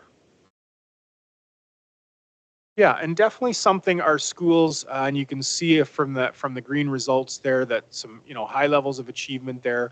The numbers have kind of vacillated; they go up and down, but they've stayed pretty close to where they've been the past few years. A few variances here and there. Some of them are a little bit up, some of them are a little bit down. If you look at overall parent and student, they're a little bit up from last year. If you look at teacher, slightly down from last year. But you can see the kind of the 5-year trend. Some of them have gone up a little bit, some of them have gone down a little bit. Our schools definitely pay attention to citizenship and culture. There's a whole list of different things that are done at the different schools. It's something that's very important to our principals, and we're seeing some good results there. I think some opportunities to even continue to improve there, but definitely some results that we think are promising. Go to the next page, student learning and engagement. Yeah, I'd say these numbers are a little lower than where we'd like to see them. It is not atypical, and you'll see from the charts from the our school survey that there is a tendency as students go into, as they continue on their educational career, that we do see a dip in engagement. Sometimes that comes up a little bit back towards high school, but we do see a little bit of a dip, and we see that reflected in our accountability assurance measures. We have been working on professional development related to engagement in the classroom. That's been something that we've done a lot of work on in the division. And I think it's deeper than just engagement in the specific lesson. I think it's more about engagement in the school community, that sort of thing. So it's something we're going to have to dig a little bit deeper into and determine what we need to do about that. Lifelong learning, again, you'll see there's some positive results there. We've seen an improvement of the trend in regard to lifelong learning and that commitment to lifelong learning. Some of that has to do with the good work that the division has done with dual credit, with partnerships with the U of L and Lethbridge College. That really helps. You will know this, trustees, because you've heard this. We still have gaps in terms of career counseling and kids who want to get into careers in post-secondary and being able to access that information. So that's an area that we're going to continue to need to grow on, but there is some positive results there. And then we'll go to page 29, Kristen. So educational quality. Yeah, some good results there, a little lower than pre-pandemic. We expected there would be a dip in terms of educational quality. We'd like to see that come up a little bit higher, and that's something that we're going to need to take a close look at. I think when it comes to educational quality, a lot of other things feed into that, and so I think it's less about these particular results and more about the things that we do to lead to those results, our diploma exam results, our PTs, et cetera, et cetera. So. You see the next one, programs of study, lots of positive there. It's always an area that we've done well in, and you know, the trend is we're, at least from last year, that we've even gone up a little bit in that. We offer a lot of programs, a lot of opportunities for kids at our schools, and you can see it reflected in this data. Welcoming and safe, we'll go to page 31 very quickly. Some good results here. Again, an area, I think it's an area that we've put a lot of emphasis on, and I think, you know, I'm curious about one of the conversations we're having is we think this is an area that we've put some energy into, and there's a real focus on it, and so the results are good, but maybe we feel like they should be a little higher, and maybe they're not quite reflective of the work that we're doing. And so is that a perception thing? Are there specific things that we aren't doing that maybe need to be addressed to help those numbers keep climbing? Access to student supports, that's on page 32. That's a pretty new one, so we don't have a whole bunch of data there, but certainly gives us some indication that we don't have the achievement on that one, so it just gives us a general trend there. So we'll see over the next couple of years what that data looks like and how it compares. Okay, and then the last one we'll hit is parental involvement. So that's under governance, and that's on page 35. We are seeing some positive signs here. So the results from last year are, you know, they're okay. We've got an intermediate, high, and low. So that tells us that there is some room to work there. We've had fantastic turnouts, for example, at Division School Council. Really good, engaged, robust conversation. We've had some good community engagement at our boundary meetings, that sort of thing. So hopefully that'll be reflected in some of this work, or some of the work that we do this year will reflect in the results that we get next year. It'll be something to watch. And then I know we've had lots of time with budget and that sort of thing, so I won't even attempt to go through that and summarize that. Before we go to questions or comments, I just want to make sure that we don't have any people for public forum. I know that we did a quick check. So if there are anybody comes on the next couple minutes, just let me know. And sorry to cut you off there, Mike. You're good. Okay, you're good. Excellent. So Mike's provided us with lots of information. We've had this and been able to review it on our own. We are going to spend time at our committee of the whole, digging a bit deeper in, having some more conversations, just so that we feel it's important as we go into our strategic planning that this is a big piece that we need to know and understand and ask some questions and ensure that our staff are able to provide us with information if there's other things that we need. So we will have further discussion and conversation, but we welcome any comments or questions at this time for Mike, just in what you've read so far. Jenny. I think, Mike, you've done a good job of identifying some of the areas that the board needs to take some time to collaborate and to do some deeper dives and to focus. And so I appreciate that, and I appreciate also what you've said, Allison, because this is work we need to do to guide our strategic planning. And so I appreciate those. I had some of the same things. I had all the same things highlighted as areas that we'll need to try to understand and areas of room for improvement. So I appreciate that and look forward to doing that work with the board. Yeah, and I'll just make a quick comment that I think will dovetail off Jenny's comment. Sorry, Craig, I see you've got a question, so we'll get to that in a second. You know, this past summer, one of the things I spent some time doing was looking at the assurance framework and how it relates to results and all that. It really is a nice model, but it doesn't fit great with a school year. And because what happens is you're doing your strategic planning, then you do, which should inform your budget. You do your strategic planning, your assurance planning, and then right around the same time you approve your budget. Theoretically, your assurance planning informs your budget. Then you do all this planning for the next school year, you start the next school year, then the results come out in November, and then you're supposed to circle back and go back to the plan that you did in the spring and make changes to it. And then the information doesn't quite come out in time, and so it's a little bit tricky. So to me, what I had to wrap my brain around is the way I view it is that planning process to me really starts with looking at the results and saying, okay, what happened last year? And then how is that going to inform the planning that we're going to do next year? And so I think you're exactly right. That's why we need to spend that time and talk on it. It's a little, I don't love the way the cycle works because it feels like we're almost like more than a year behind, but it's kind of the way it is. And I think if we spend time intentionally talking about the results, then that will inform it more. Hopefully have an impact on the results, because that's the goal. Craig, go ahead. Yeah, thanks, Mike. It's interesting because at Public School Boards Council meeting, in November, we actually had a chance to talk with 4 ADMs, an executive director and a director on education and addiction and mental health and Indigenous partnerships and program and system support from education. What was interesting is the comment of the 3 and 5, and that it doesn't appear that the government understands that a lot of kids now are looking at, I'm involved in extracurricular, I'm involved in co-curricular, and I might be working. And so I'm not going to take my full load in 3 years, maybe 4 and 5. I'd like to see a 4-year completion rate there, because it just doesn't, a lot of divisions brought that same question up. The other interesting one is it was discussed, why did the Ukrainian students get more funding immediately than other refugee groups? And so there was some concern over that one, and which actually goes with your English as a second language talking.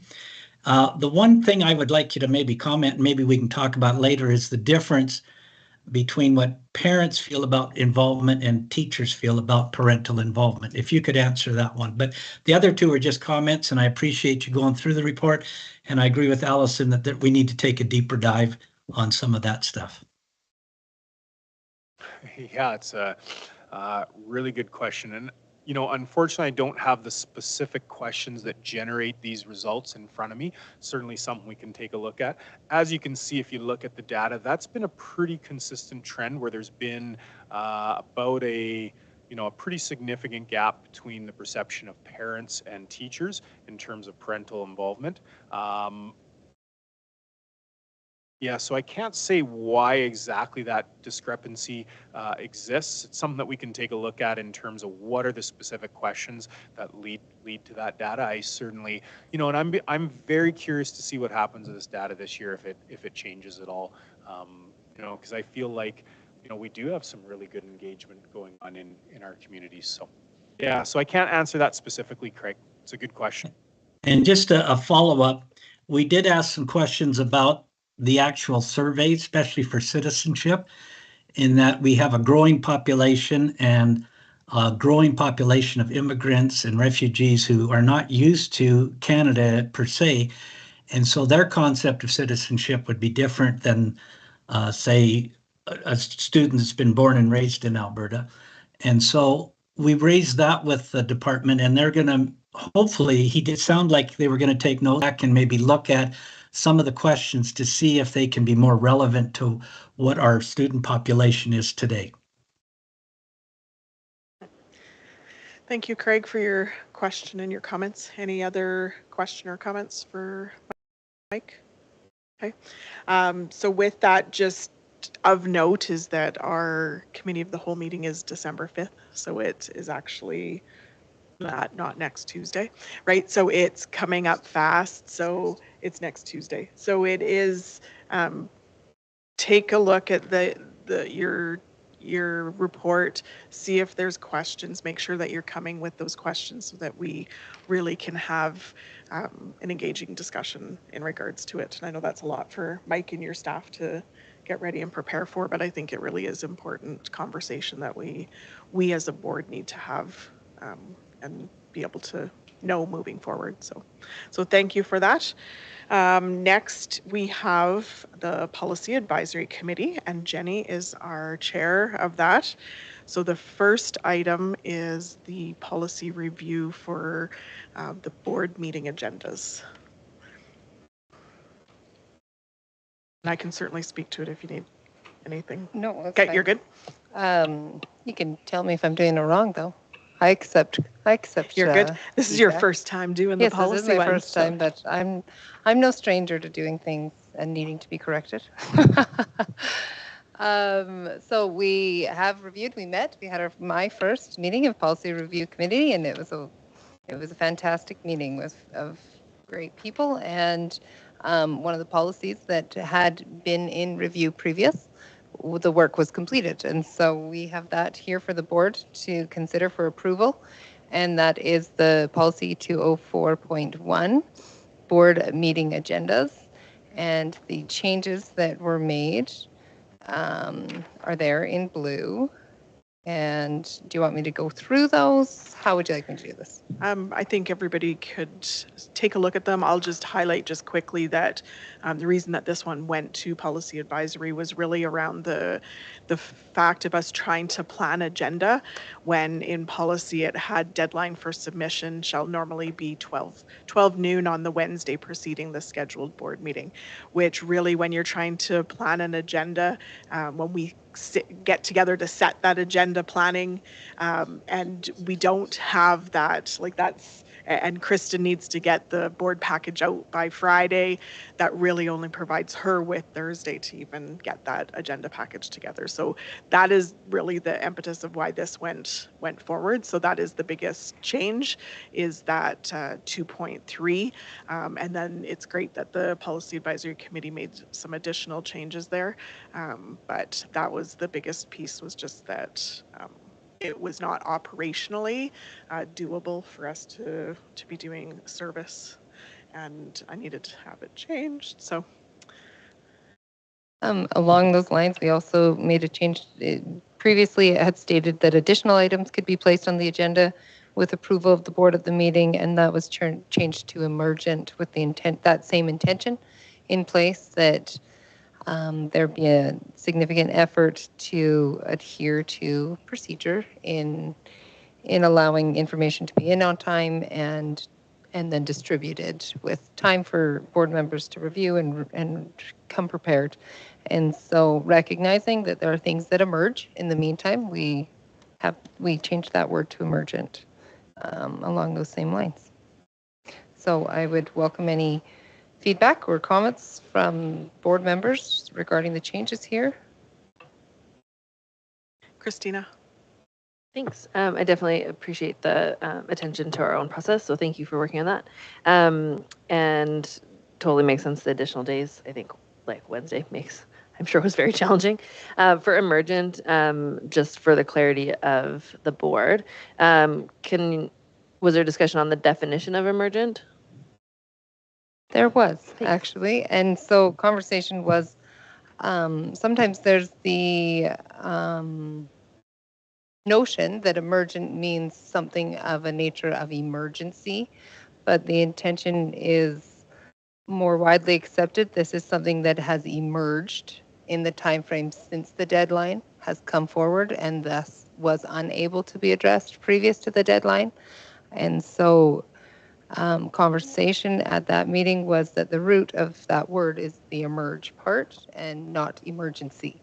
but the emerged things that have emerged in that time frame that didn't allow for it to be in on time. And so because the conversation has emerged since then, it then needs to be addressed at that meeting and is requested to be put on the agenda, and then the judgment is made by the room. Do we think this needs to be now, or could it be held for the next meeting? And then we decide accordingly. Was the conversation around that? Just to summarize for myself, so the topic itself would have emerged in the 10 days. Not that like generally things have emerged. So the topic itself was not available to submit prior to the 10 days. And that if we accepted it, it would be based on the fact that it requires a timely conversation at this particular board meeting, and that the topic itself couldn't be delayed due to its nature. Okay. I would say that sounds accurate. I think that it'll go up to the discretion of the board depending what it is. I think sometimes it's maybe the topic itself has existed before, but something has come up around that topic. You know, it's hard to say without specific instances, but I think that what you're describing describes well the intention of what is being presented. That help provide clarification. Okay, thank you. Okay, so with that, Jenny, I see no further questions or comments? Sure. Sorry, Craig has his hand up. Go ahead, Craig. Yeah, I'm a little concerned about the 10 days. I don't mind a week, but I've run into the last couple of public school board meetings is that I'm meeting just the Friday before the Wednesday when we have to get it. So it would have to be an emergent issue, because I think it's important to report on things after I've gone to the meeting. So I don't like the 10 days. I prefer 7 days, which is Wednesday to Wednesday, which would still give us enough time, but that just gives us a couple more days, especially if whoever's on public school boards has a meeting on the Thursday, Friday, and they don't get back to Lethbridge until Saturday, then I'll we're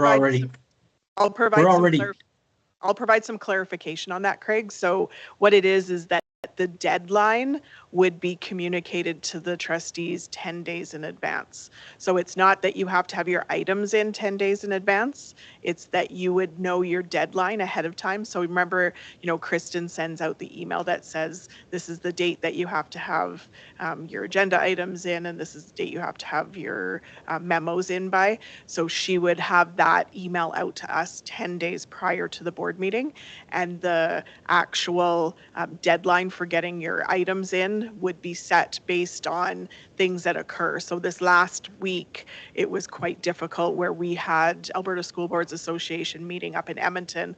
So getting the items in would be adjusted based on what is going on in terms of when we can meet to do the agenda. So it would typically either be the Monday, Tuesday of that week prior to a board meeting. So it's not that you would have to have your items in 10 days in advance. You would be provided that notification of the submission date 10 days in advance.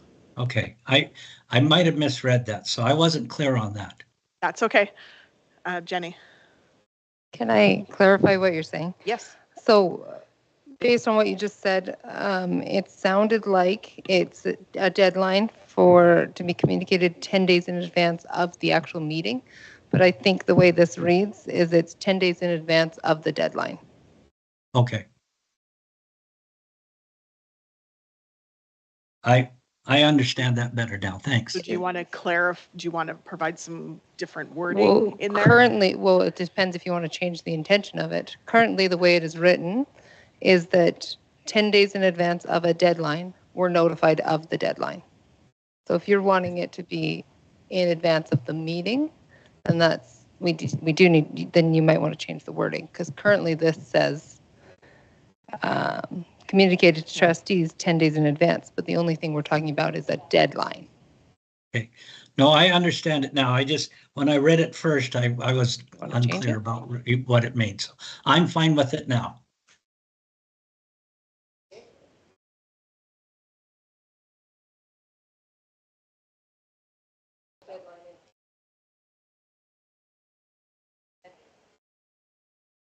Okay, you need your mic on because he can't hear. The way it reads, I'm reading it is that your deadline for submission shall be communicated to trustees at least 10 days in advance. So if your deadline to have it in is November 22nd, your stuff, I have to tell you by November 12th, basically, that you have to have it in by November 22nd.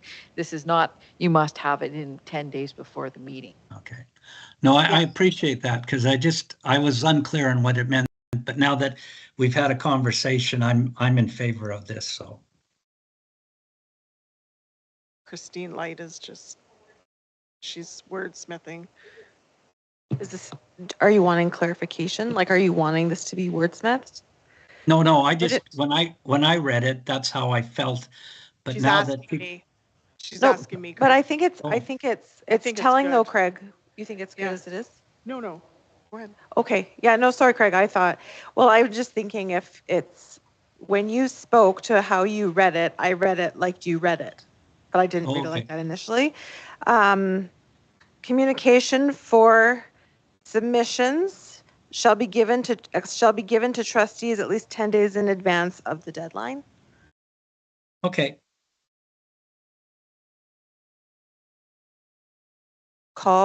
The Call date- for submission shall be communicated to trustees at least 10 days in advance of the given deadline. I would just say the date for final submission shall be communicated to trustees at least 10 days in advance. Says deadline, so the deadline makes it sound like that's the deadline.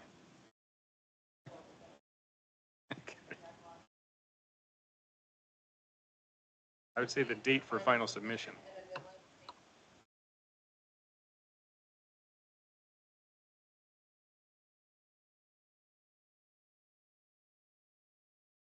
Saying it's the deadline. You're not saying that's the deadline. You're saying the date for final submission will be communicated. You're not saying this is the deadline that's being communicated. You're saying the date for final submission. Whatever. You word it however you want. It depends what you're wanting the purpose of this. Do you want the outcome of this to be that we have 10 days notice of our deadline, or that a deadline must be communicated 10 days before the date of the meeting? So depending what you want this purpose to serve is what is, I'm fine with what it says now, but if you're needing to make a different, you're the one talking about operations. And so operation wise, what do you need?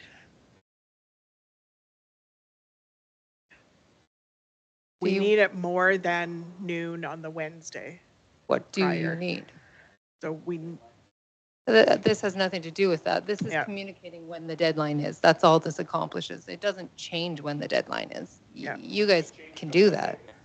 We don't have a policy outlining when the deadline is. Sorry, it says shall normally. You could change it to Monday, and that gives you enough time. And normally, and if you extend it till Tuesday, it's Tuesday. yeah. Or if you extend it to Wednesday, it's Wednesday. And I'd be fine if it was the Monday, 8 days prior to the board meeting, right? You want a policy that outlines when the deadline is? It currently does. It outlines that it's noon on the Wednesday. And I need it. Do you want me to take this back to policy advisory? I've waited a long time. Because we're changing it. Yeah, but it's a change for us. Which is like, I fine. don't We can really feel change like it. it needs to go to stakeholders. Do you Again, know what you need from it? Okay, I see a lot of hands up. So Christine has an answer. The deadline for submission for agenda items shall be submitted 10 days in advance of the actual board meeting.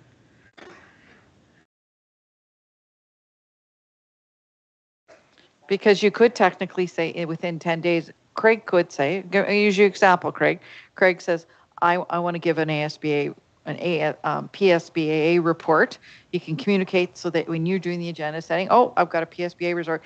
And then he still has time to get his actual documents because you could add another one. All documentation must be in by the Wednesday. Because there's two pieces here. There's one, knowing what's going on the agenda. The second piece is the documentation that supports the agenda items. And those are two items. Because I know when Kristen calls, she'll say, can you let me know what's on the agenda? But then I have to, till Wednesday. It's the documentation part that we need. Oh. We need the Monday prior to Oh, board okay. meeting. The Monday prior to the board meeting. So help word it, yeah.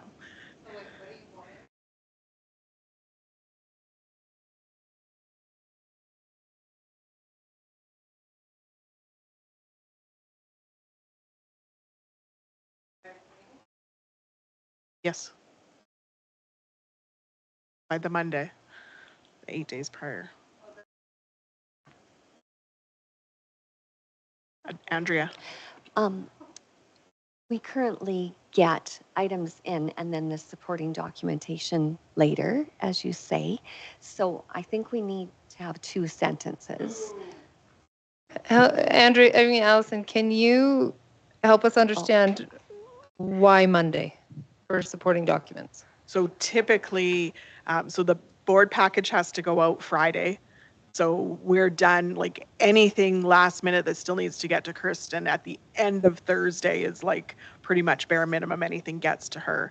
If we walk backwards then and we don't get it until Wednesday at noon, that's assuming that the people that are getting the agenda together, so creating the agenda, knowing what items are going on the agenda, basically have from noon on Wednesday to end of day on Wednesday to put together an agenda package. So that's assuming that we don't have other jobs or other commitments and that we can get together on the Wednesday afternoon to put that together. That's not possible.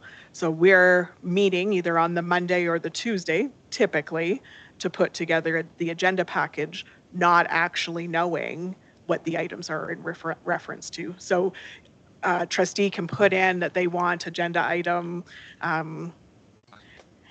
kindergarten on the agenda. That's all they've put in is kindergarten. We have no clue what that means, how much time it's going to take or anything when we're doing agenda planning. And then they don't actually get their actual memo in until Wednesday at noon because that's what our policy states. I'm okay if you want to take it back to committee. I just don't think it needs to go to stakeholders. Need a clear idea of, I don't think it necessarily needs to go to stakeholders either. We just need a clear idea of what you're wanting to achieve. Mm-hmm. And then we can put that forward. Okay. And so that's why I'm asking you that. So following that line of questioning, currently we submit things in theory by noon on Wednesday, right? And so you're saying noon on Monday, is that correct? So if that was to be put into place and enforced, hopefully by this policy, can we have our agendas earlier than Friday? So that we have more than just for the exact same reason. Sometimes we have a very busy weekend, and the weekend and Monday are not adequate time to properly prepare for this meeting. I 100% agree. Like if you look at this board package, but I think that's a whole different, like we got Prime insurance example. plan, budget, and audit report. And unless we are sitting at home for the weekend, right? Like it's a struggle. So that's a yes. Christine, and then Craig. Sorry, I see you, Craig. Suggest something radical and perhaps keep the phraseology as it is, because really if we're wanting submissions in by the Monday before, communication goes out 10 days prior to the Monday, and the deadline is Monday. Then we don't exchange anything.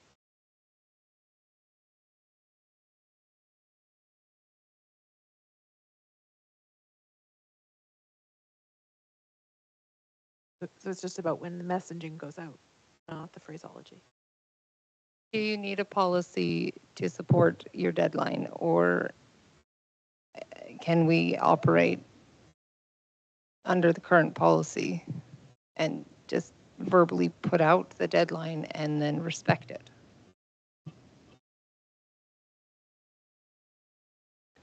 Do you have thoughts to that, or do you want? Okay. Well, if it's been a problem, shall we specify not necessarily a date, but submission will be in prior to agenda planning? Do we want to have that specification? Yeah. And then not necessarily to a date, but say to that meeting.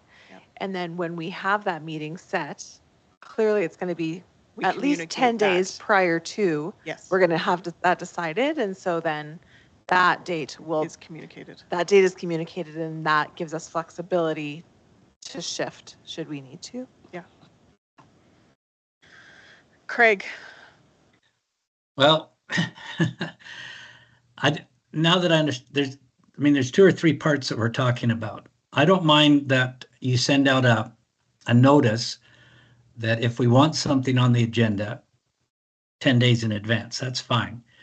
I agree with Jenny and I agree with Christine Light and Christine Lee. Part of the problem is that if we get our agenda on Friday, then it's the weekend we have to, you don't get a lot of time to read it. I actually like the idea of 10 days before the agenda meeting, you have to have your stuff in. I don't mind if the agenda meeting is actually on the Monday before you send it out, because that gives you enough time to send it out and people can come by if you want to pick it up, because I like it written out, not emailed out. It was just, as long as I know that I can put the say public school board thing on it, and if I have a concern, I can say it, and then have it before and send in the information to you before your agenda meeting, then I know that that's all right. But you've also said that it's a little tight on the agenda. I don't mind moving the agenda meeting to a Monday or something, and then you have to have it in by the weekend, and then you've got it in front of you on the Monday, and then that gives Kristen a little more time to prepare the thing and maybe send it out on a Thursday. So I'm fine with whatever the board decides, but that's a couple of thoughts that I had.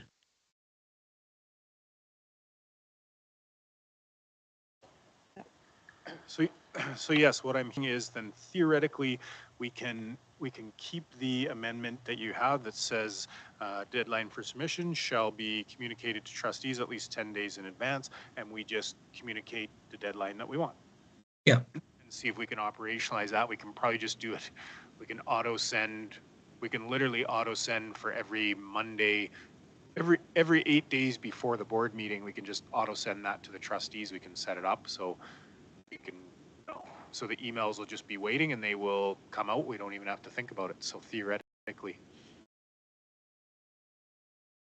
we're good? Back to the beginning? Perfect.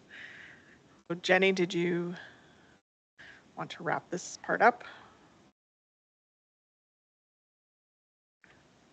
Do you feel supported by this the way it is? I do. I think that we've had a good discussion, a roundabout, robust discussion. Because it And- is, if you feel like it's not respected and needs to be in policy, it is easy to then make a different change to it and say deadline for submission shall normally be noon on the preceding Monday, the Monday preceding the scheduled meeting.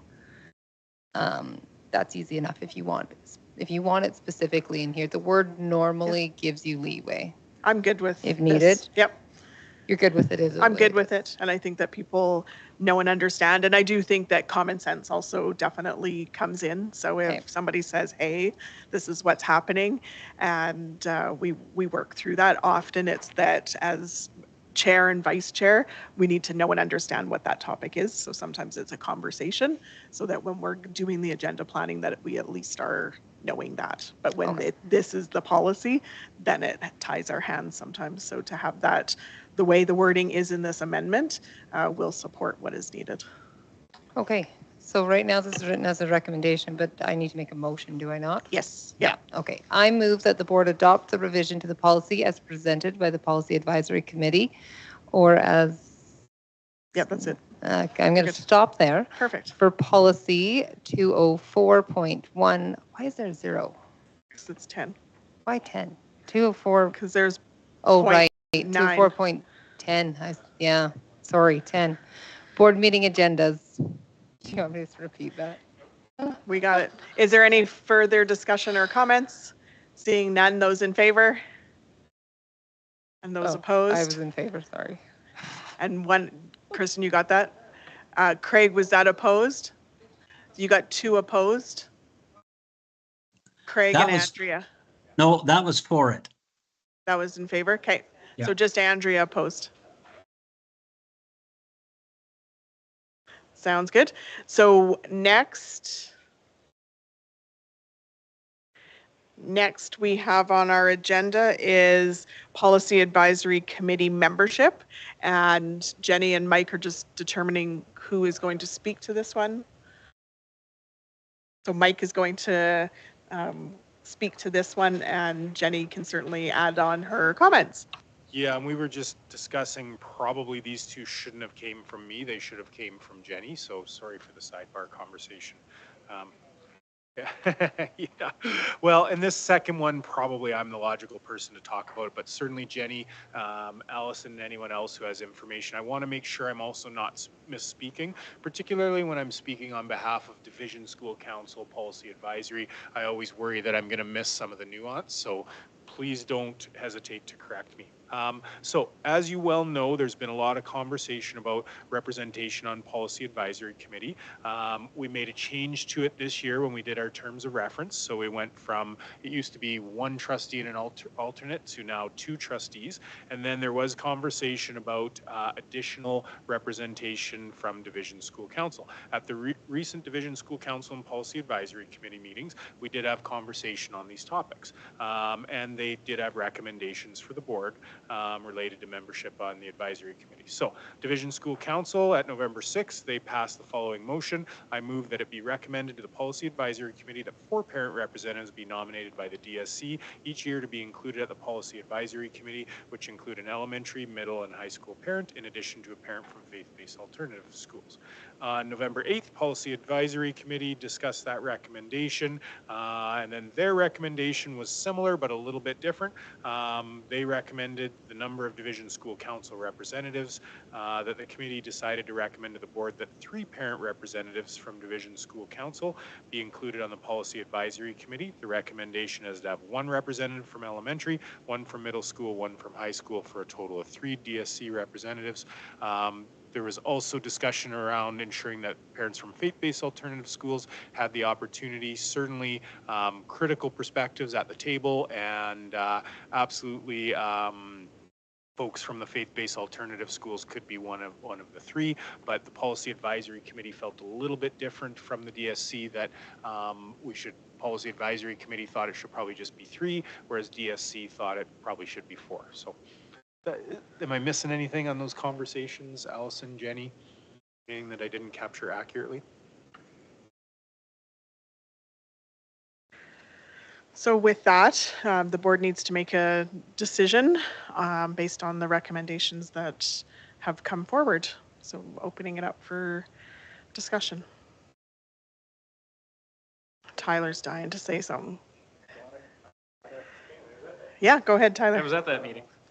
I liked Policy Advisory Committee's recommendation simply because, well, same reasons that they said. Okay. Anyway, same reasons that they said. In addition, otherwise, I have no problem. Like, it's great that the faith-based schools want to be there and want to be at the table and everything, but they do have a route to do that. My issue with singling out one is, what about out of the other groups? Like, should there be an Indigenous rep then? Should there be a whatever? There's too many different groups that when we're giving something to one, why aren't we giving it to everyone? So I agree with the 3, and then yeah, whoever is representative of that, however they want to be on it, great. Get yourself a position in one of the 3 levels, and that'd be my opinion. Thank you. Go ahead, Craig. I agree. I agree with Tyler, and I think 3 is enough. And it would be the same as we're giving a voice to a group of students that isn't a majority. And you do the middle school, the elementary, and the high school. That's encompassing every school, everybody. And so I'm comfortable with what the policy committee has recommended. Thank you. Christina? Yeah, I think more voices in policy review and advisory is very valuable. I think that's the role of the advisory committee, is to like capture as many voices as possible. And if more people want to share, great. Well, last time we talked about increasing or reviewing the composition of the policy advisory committee, I had also brought up, I'm curious how we might also how are we effectively capturing the voices of students? I think that this is often, when we talk about policy, an underrepresented area. I think that the students in our division are very capable and very smart and very aware of their own educational careers. And often if you talk to them about policy, they have opinions, as do the other members of our policy advisory committee. And so I'm curious if there was any discussion when talking about this topic about student voice. I think we value student voice in the division. We've been making some efforts to prioritize it more often. And this is an area where I'd be remiss to not bring it up. Thank you. Jenny, go ahead. I can respond to that. I appreciate that reminder, and that is the notion that you've communicated in the past. It's not something that was a part of this conversation, but I appreciate you bringing it up, and would be happy to take that back to Policy Advisory Committee to have that conversation. And if you have any ideas or thoughts on things that you would like us to bring forward and ways to do that, the immediate challenges I see to that are that the meetings are held during the school day. And also for capturing the parent voice, it's a little bit more clear to identify where to do that because we have division school council. In our student base, it becomes difficult to identify where we take that from and what avenue we would, how do we capture the voice of 12,000 kids? And where do we pick that from? And so those are my immediate questions that I would bring to that discussion. And so if you have any ideas and any additional thoughts you want me to take back with that idea to the Policy Advisory Committee, I'd be certainly happy to do that. And or anyone else has anything to add to that, I will take that conversation there for sure. Thank you. Go ahead, Christina. Thank you, Jenny. I appreciate that. Yeah, and if you don't mind taking that back, I would be interested in the response there. And then I think the only other, and I can even send some notes about some suggestions, because I think that there's a number of easy ones around like the student leadership groups, I think school council or student councils, things like that. We've got a number of young people who are already actively engaged in their own education. And I would just challenge the notion just for all of us to consider on the Policy Advisory Committee, how does any of those representatives on any of our board committees really truly represent everyone? That even if we are to expand the voices of parents, which is great, on the Policy Advisory Committee, does an individual who is selected primarily through Division School Council truly represent the over 30,000 probably? Adults who care about the young people that they're chatting about. Division School Council is a fantastic tool for many parents, and it is technically available to all parents. Is it truly accessible to all parents? Is any of our committees, right? Are these truly representative of any of our stakeholder groups? And when a stakeholder group selects someone to attend, I think it's probably impossible to say that they actually represent everyone. I trust that every representative is doing their best to do that, but certainly, like, if we expanded, an elementary rep from a parent group won't be able to represent the elementary parents from every school. So I don't think that's a limiting factor necessarily for students either. So yeah, thanks. Christine. Yeah, and that kind of leans into a little bit of the conversation we had at the Policy Advisory Committee. I am very supportive of having a parent representative of each level in schooling, but we also spoke to how do we strengthen that reach out into our community so that all stakeholders are heard. There's definitely significant gaps in feedback. There's definitely significant gaps in delivering the information in the first place for varying reasons. And so I think these are important conversations to have. And I think a good reminder, Christina, to be intentional with our communities that don't easily lean into engagement. And so how do we invite them into that space and create a more welcoming space for that? Any additional comments? So I would echo what the other trustees have brought forward and won't repeat them, but there was definitely some great conversation both at DSC as well as at Policy Advisory Committee, just in that recognition piece of the difficulty. But we strive to do the best we can, and this is, I think, an effort towards that. And for me, I support the recommendation of the 3 DSC reps from each of the levels, and that would be the direction that I would go. So, Jenny. Just in adding to that conversation, I really appreciate it because it is a lot of the same conversation we had at Division School Council as well as at Policy Advisory. Is these exact same sentiments and even sentences about how are we really capturing and representing and how inadequate everybody in the room is to represent so many people. And so that led to a lot of conversation around process of trying to capture voice. And so there was conversation additional to this.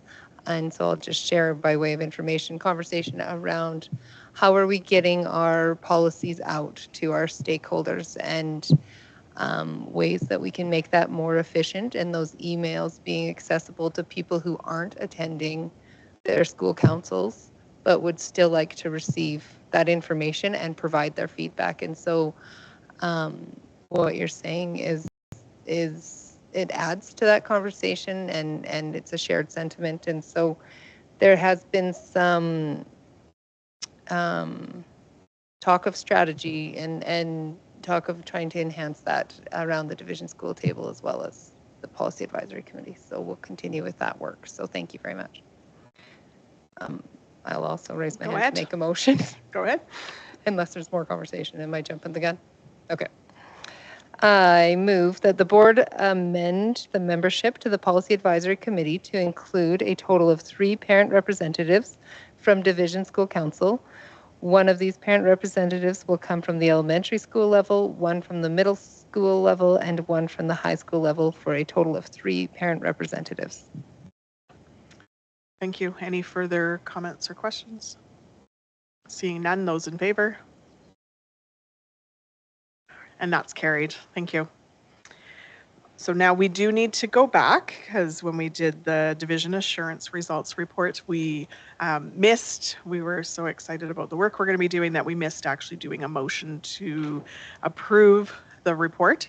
So I am looking for one job today was to approve that before the end of the month. So I am looking for a motion to go ahead, Christine. I move that the board approve the 2022-2023 assurance results report as presented. Thank you. Any further questions or comments on that? Seeing none, those in favor? And that's carried. So next on my agenda, I have 8.5, which is PSBAA funding, and that's Craig. Okay, you have the motion in front of you. I don't have it yet. Oh, there it is. No, I don't. We've discussed it enough. Just let's put it under the governance budget. And so I wish that the board approve effective September 1st, 2023, all expenses incurred by trustees in attending Public School Board Association meetings to be part of our general governance budget. Thank you. I'll open it up for discussion. So I'll just add my comments that I've certainly added before. I think that our role as governors, it's really important that we ensure that we are taking advantage of the membership that we have with PSBA and that we are using our governance budget to do so.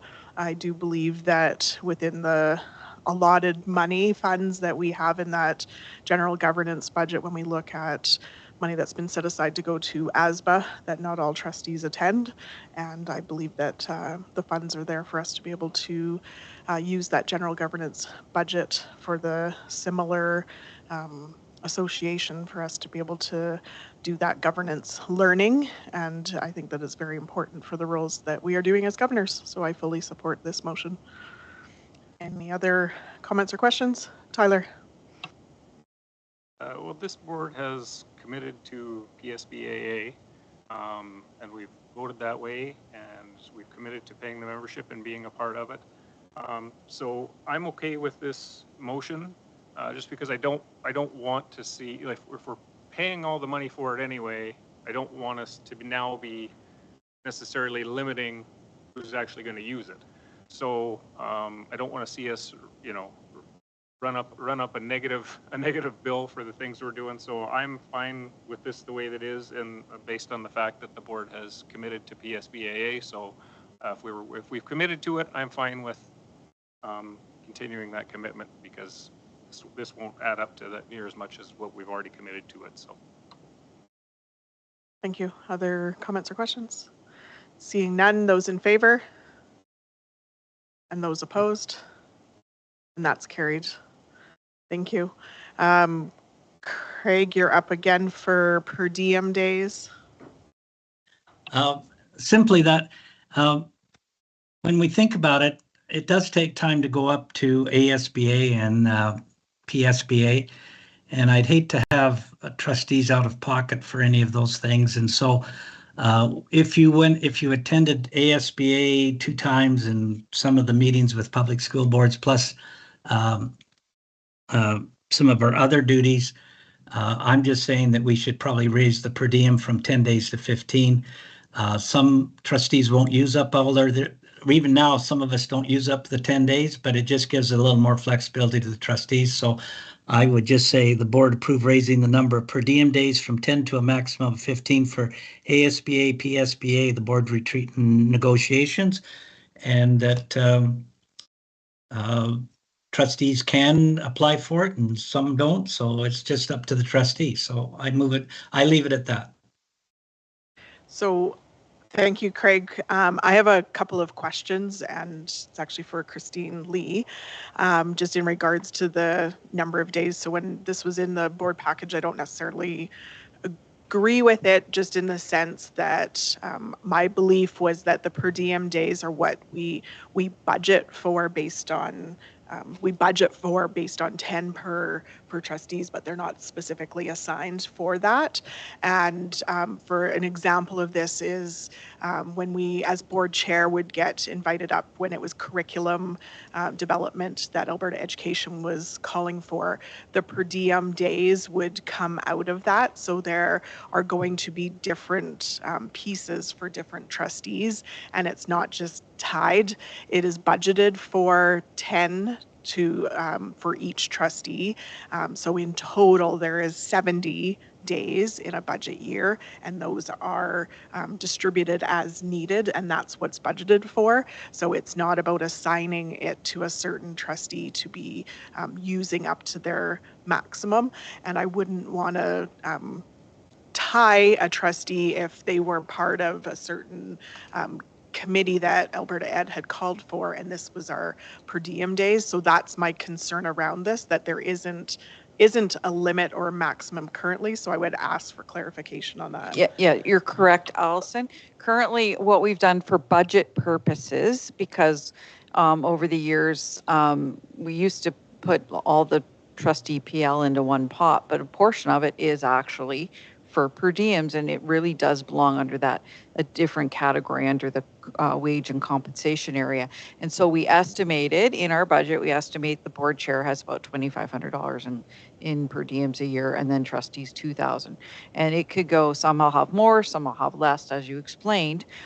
In negotiations, depending on how many, we might have years where we're not negotiating. In some years, we may be negotiating a lot, and so you could use up your 10 days just in negotiations, depending on the circumstance, right? So yeah, there is currently no maximum. It's just how we budgeted for purposes of where you allocate money in a budget, just for various line items. So currently there's no maximum. So I wouldn't recommend you do this motion. Tyler. you got all your clarification? Okay, that was going to be mine. I didn't think there was a maximum on it, so thank you for clarifying that. And then with this motion as it is, I would make what I would consider to be a friendly amendment to it. which was the same thing in regard to negotiations. Not all trustees negotiate, and depending on what you've got going on with a group in any given year, yeah, you could spend 10 days just in negotiations and then not be able to go to ASBA or PSBA. I think, and Craig can talk this, but I think the intention behind this is just something to be publicly accountable for the number of per diem days that someone is using going to various meetings. So I think, Craig can correct me if I'm wrong, but I'm thinking that's the intention of it, is that it's not that, okay, well, I'm attending this and I'm saying that I'm trying to attend as many things as I can to run up my per diems as much as I can on public funds. So I think that's the intention behind it, and I'm okay with that. I'm fine with that. Having a cap on ASBA and PSBA. Well, it doesn't mean you still can't go to the meeting, and it doesn't mean your expenses wouldn't be covered to go to a meeting. It just means you're not going to be paid a per diem to go. So at that point, it caps out. So I'm okay with that. Board retreat, I don't know. That one's hit or miss for me, but whatever. Either way, I think for me, as long as negotiations came out of it, I could be okay with it as presented. And I do believe it holds us to a little more public accountability for what we're doing. So that's all. Craig, go ahead. Thanks, Tyler. I can agree with Tyler. We can take off the board retreat and regulations. I just didn't want to see ASBA and PSBA getting too many days, and I wanted to just cap those two for sure. I understand what Christine Lee says, that if you get into a tough spot and we're 5 or 6 straight days of negotiation, yeah, we have to compensate for that. I wasn't aware that we didn't. I just thought the 10 days was the maximum total. And I just wanted to make sure that the public knows that we're not just rapidly spending money. And so the cap was really for ASBA, PSBA, and I can't remember why I put those other two in. So I would take Tyler's as a friendly motion to get rid of those. So Tyler, you recommended to get rid of which part off of it? I recommended that negotiations come off, and then I don't know, it's up to the board whether or not board retreat comes off. That's not a big thing one way or the other. Anyway, like I said, I think the intention of it is just to cap on what we're charging out at meetings. So whatever Craig said, take off board retreat and negotiations, so that's fine. I would say a friendly amendment to do that. And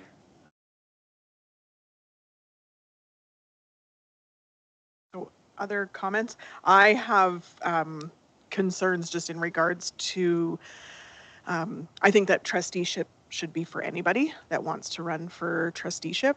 And I think that when we don't compensate for expenses that people might have in order to take time off of work, whether they're mother or father that have childcare responsibilities, and if they're attending board retreat for 2 days and have childcare expenses and aren't getting compensated for that, I think that those are concerns that I would have in regards to not providing that for all of our trustees that do need those pieces. So I still would be voting in favor, not in favor of this.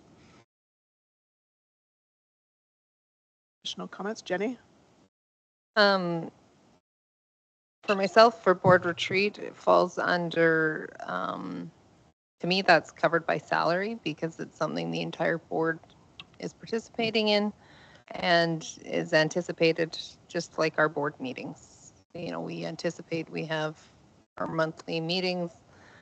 You know, I step away from work and I step away from my kids, and there's expenses to do with that, but that was clear to me when I signed up for this. But for I'm still a little bit unclear so per diem days, is there a current maximum, Christine? Is there currently a maximum for PSBA and ASBA, or is it just one pot? No, it's no maximums. We just have your first of all, the PL allotment that trustees have, your 4,500 that you have per year that you can spend on your personal PL. We've now pulled PSBA out of that personal PL, and that's covered now under your board governance budget. So your per diems come sometimes with your personal PL. It comes with going to ASBA, PSBA, board retreat can be claimed. It's really up to individual trustees when they decide to claim the per diems. And then, of course, negotiations, you can claim per diems. So what we're doing now is changing this to be a motion to actually impose a maximum, not raise one. We're looking to impose one specifically just for ASBA and PSBA. Is that right, Craig? Yeah. I guess I might have been under the mistaken opinion that we were only allotted 10 days period. If Christine says that we don't have a set number of days, then I'm fine with tabling this motion. But I just wanted to make sure that anybody that is an ASBA person or goes up to ASBA or public school boards, because you have to drive, that you're covered for a per diem while you're gone, which would is a little different than the other meetings. But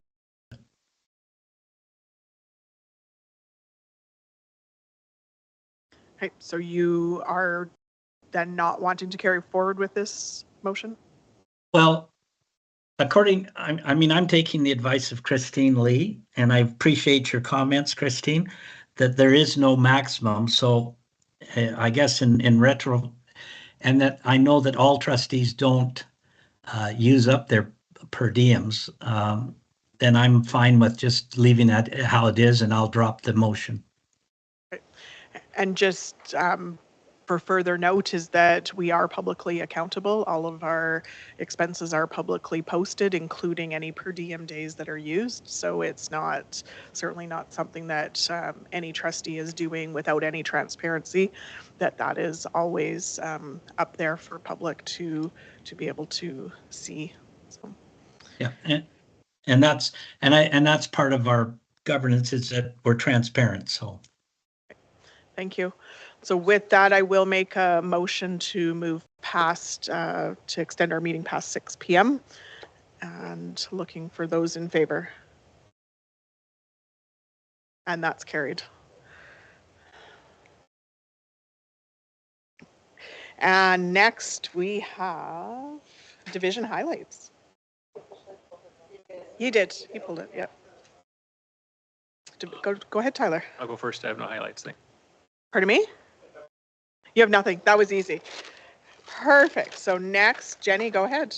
I would like to highlight the evening we spent together at the Yates for the technology engagement, and the people who filled the role of being on our panel for that, and the variety of perspectives we got to hear from, and the opportunity for people to submit questions and to receive feedback and information and learning that was specific to those questions. It was nice to see as many people there as we did, and to have that interest and common conversation and focus. And I appreciate that a conversation that has been held in many different spaces within the division is being directly correlated into the actions being taken by the division, and that there's that effort being made to support and to learn and to grow together. And I appreciated especially the information that was shared that night, and would just like to highlight that work. So Excellent. Thanks, Jenny. Christina, I know you were away for much of it. But I will say, so I was away for my other job, and I was visiting some programs, some school programs in Columbia, and one of the sites we visited was a recycling sort of focus program, and I told them about the Re3 contest, because a bunch of children were finishing their own contest for recycling, and we got to give out the awards. And I said, students in my town are also doing a recycling contest, and they were very excited about the shared experience. So. Excellent. Thanks. Go ahead, Andrea. I got to spend Halloween at Senator Buchanan and Plaxton in my yearly witch's outfit, which I wore all 39 years I taught. It's my sister's grade 9 grad dress. I did lots of cackling, which was frightening. um, and handed out erasers and little notebooks. So that was fun. I loved visiting Medicine Hat's Play and Learn program with Rochelle and Debbie Newman and Nicole Friel, and thank them and look forward to reporting on that in the future. Remembrance Day, I was so lucky to get to ICSS and Patterson and to Plaxton because of the varied days and times and beautiful, beautiful ceremonies.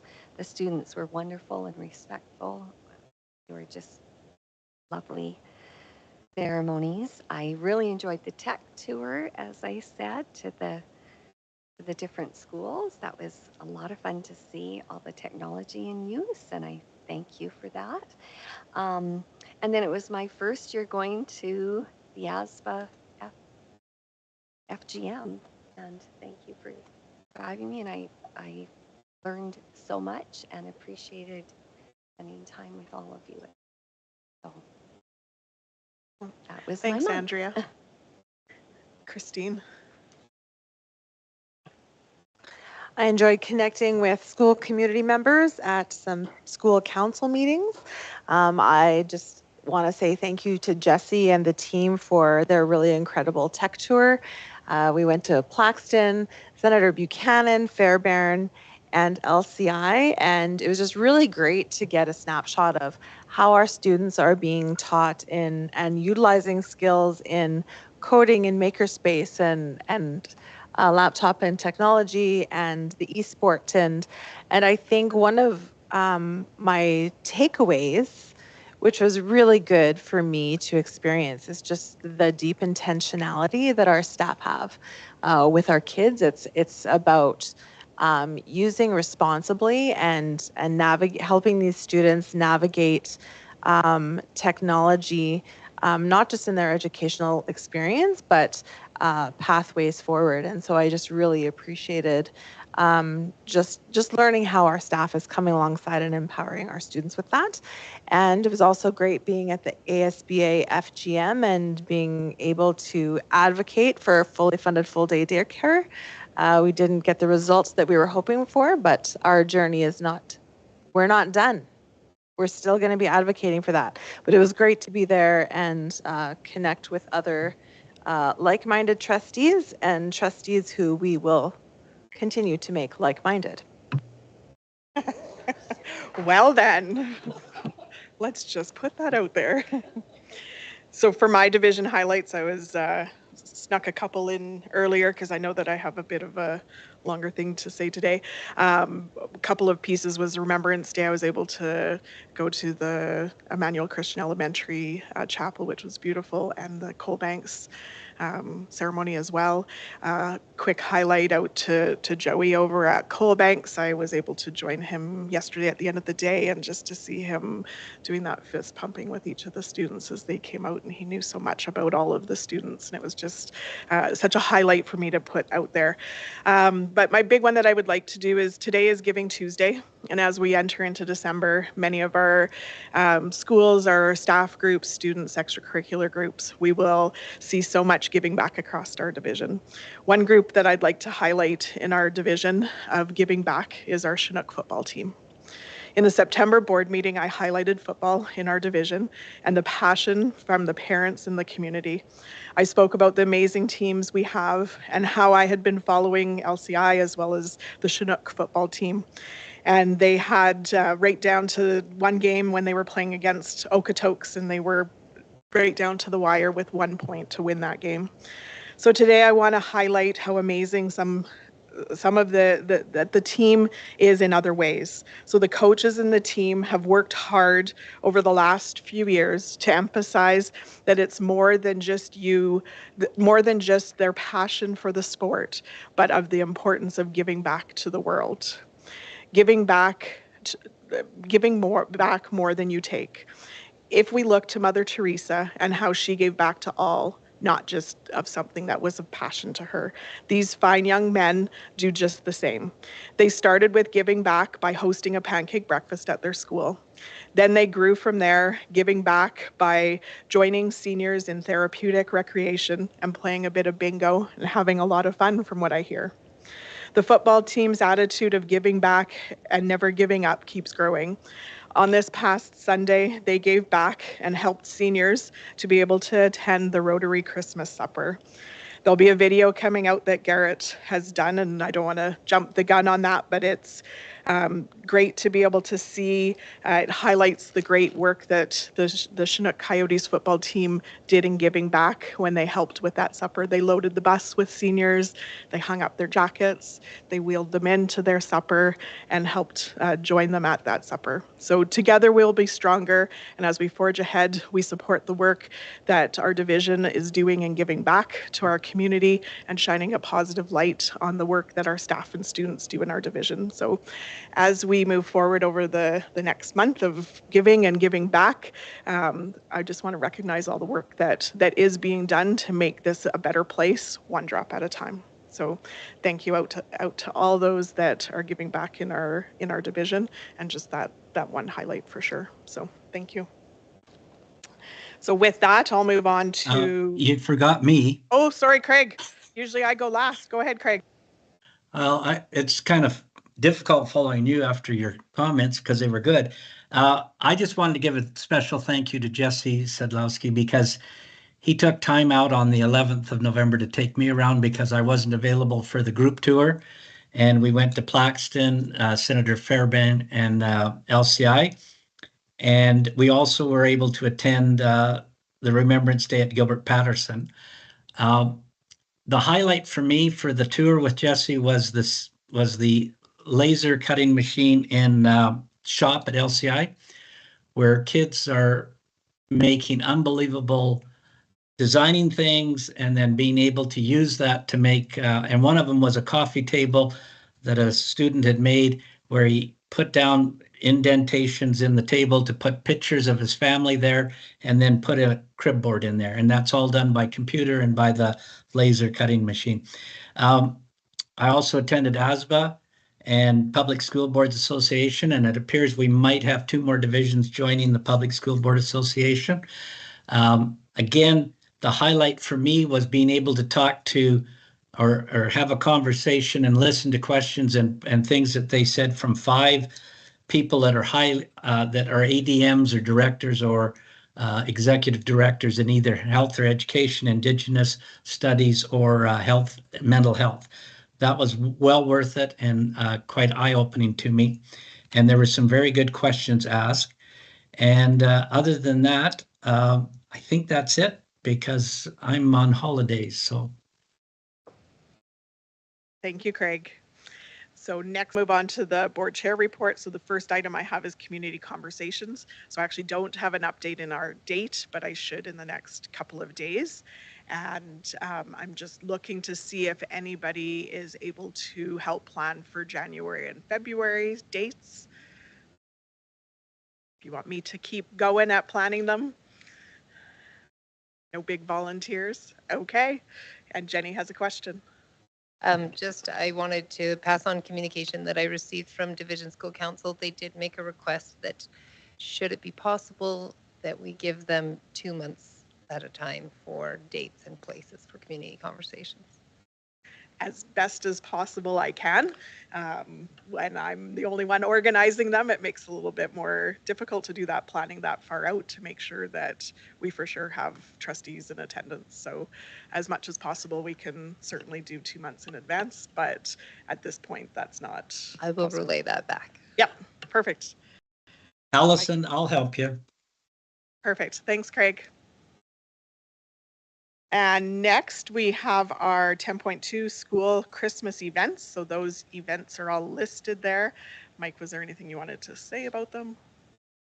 No, just we got a lot going on with an amazing division with lots of events. If most schools will communicate with you with an invitation to go to those, and if you're a trustee rep and not able to attend, if you can just make sure executive council is, or if you can find a replacement and just put it out through email to find a replacement to be able to attend that, to show our support. So Kristen, do those dates continue to come in? I know there's a couple blanks there, or no?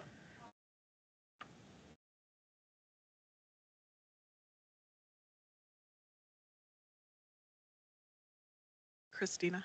I just want to highlight for families, for the public, that many of these are not specifically for Christmas, and Sorry. that all families are welcome, and that lots of schools are, that there's lots of, just for lots of people. Yes, and the majority of them are winter celebrations. So yes, I see our agenda item is, we should have just corrected that. Yes.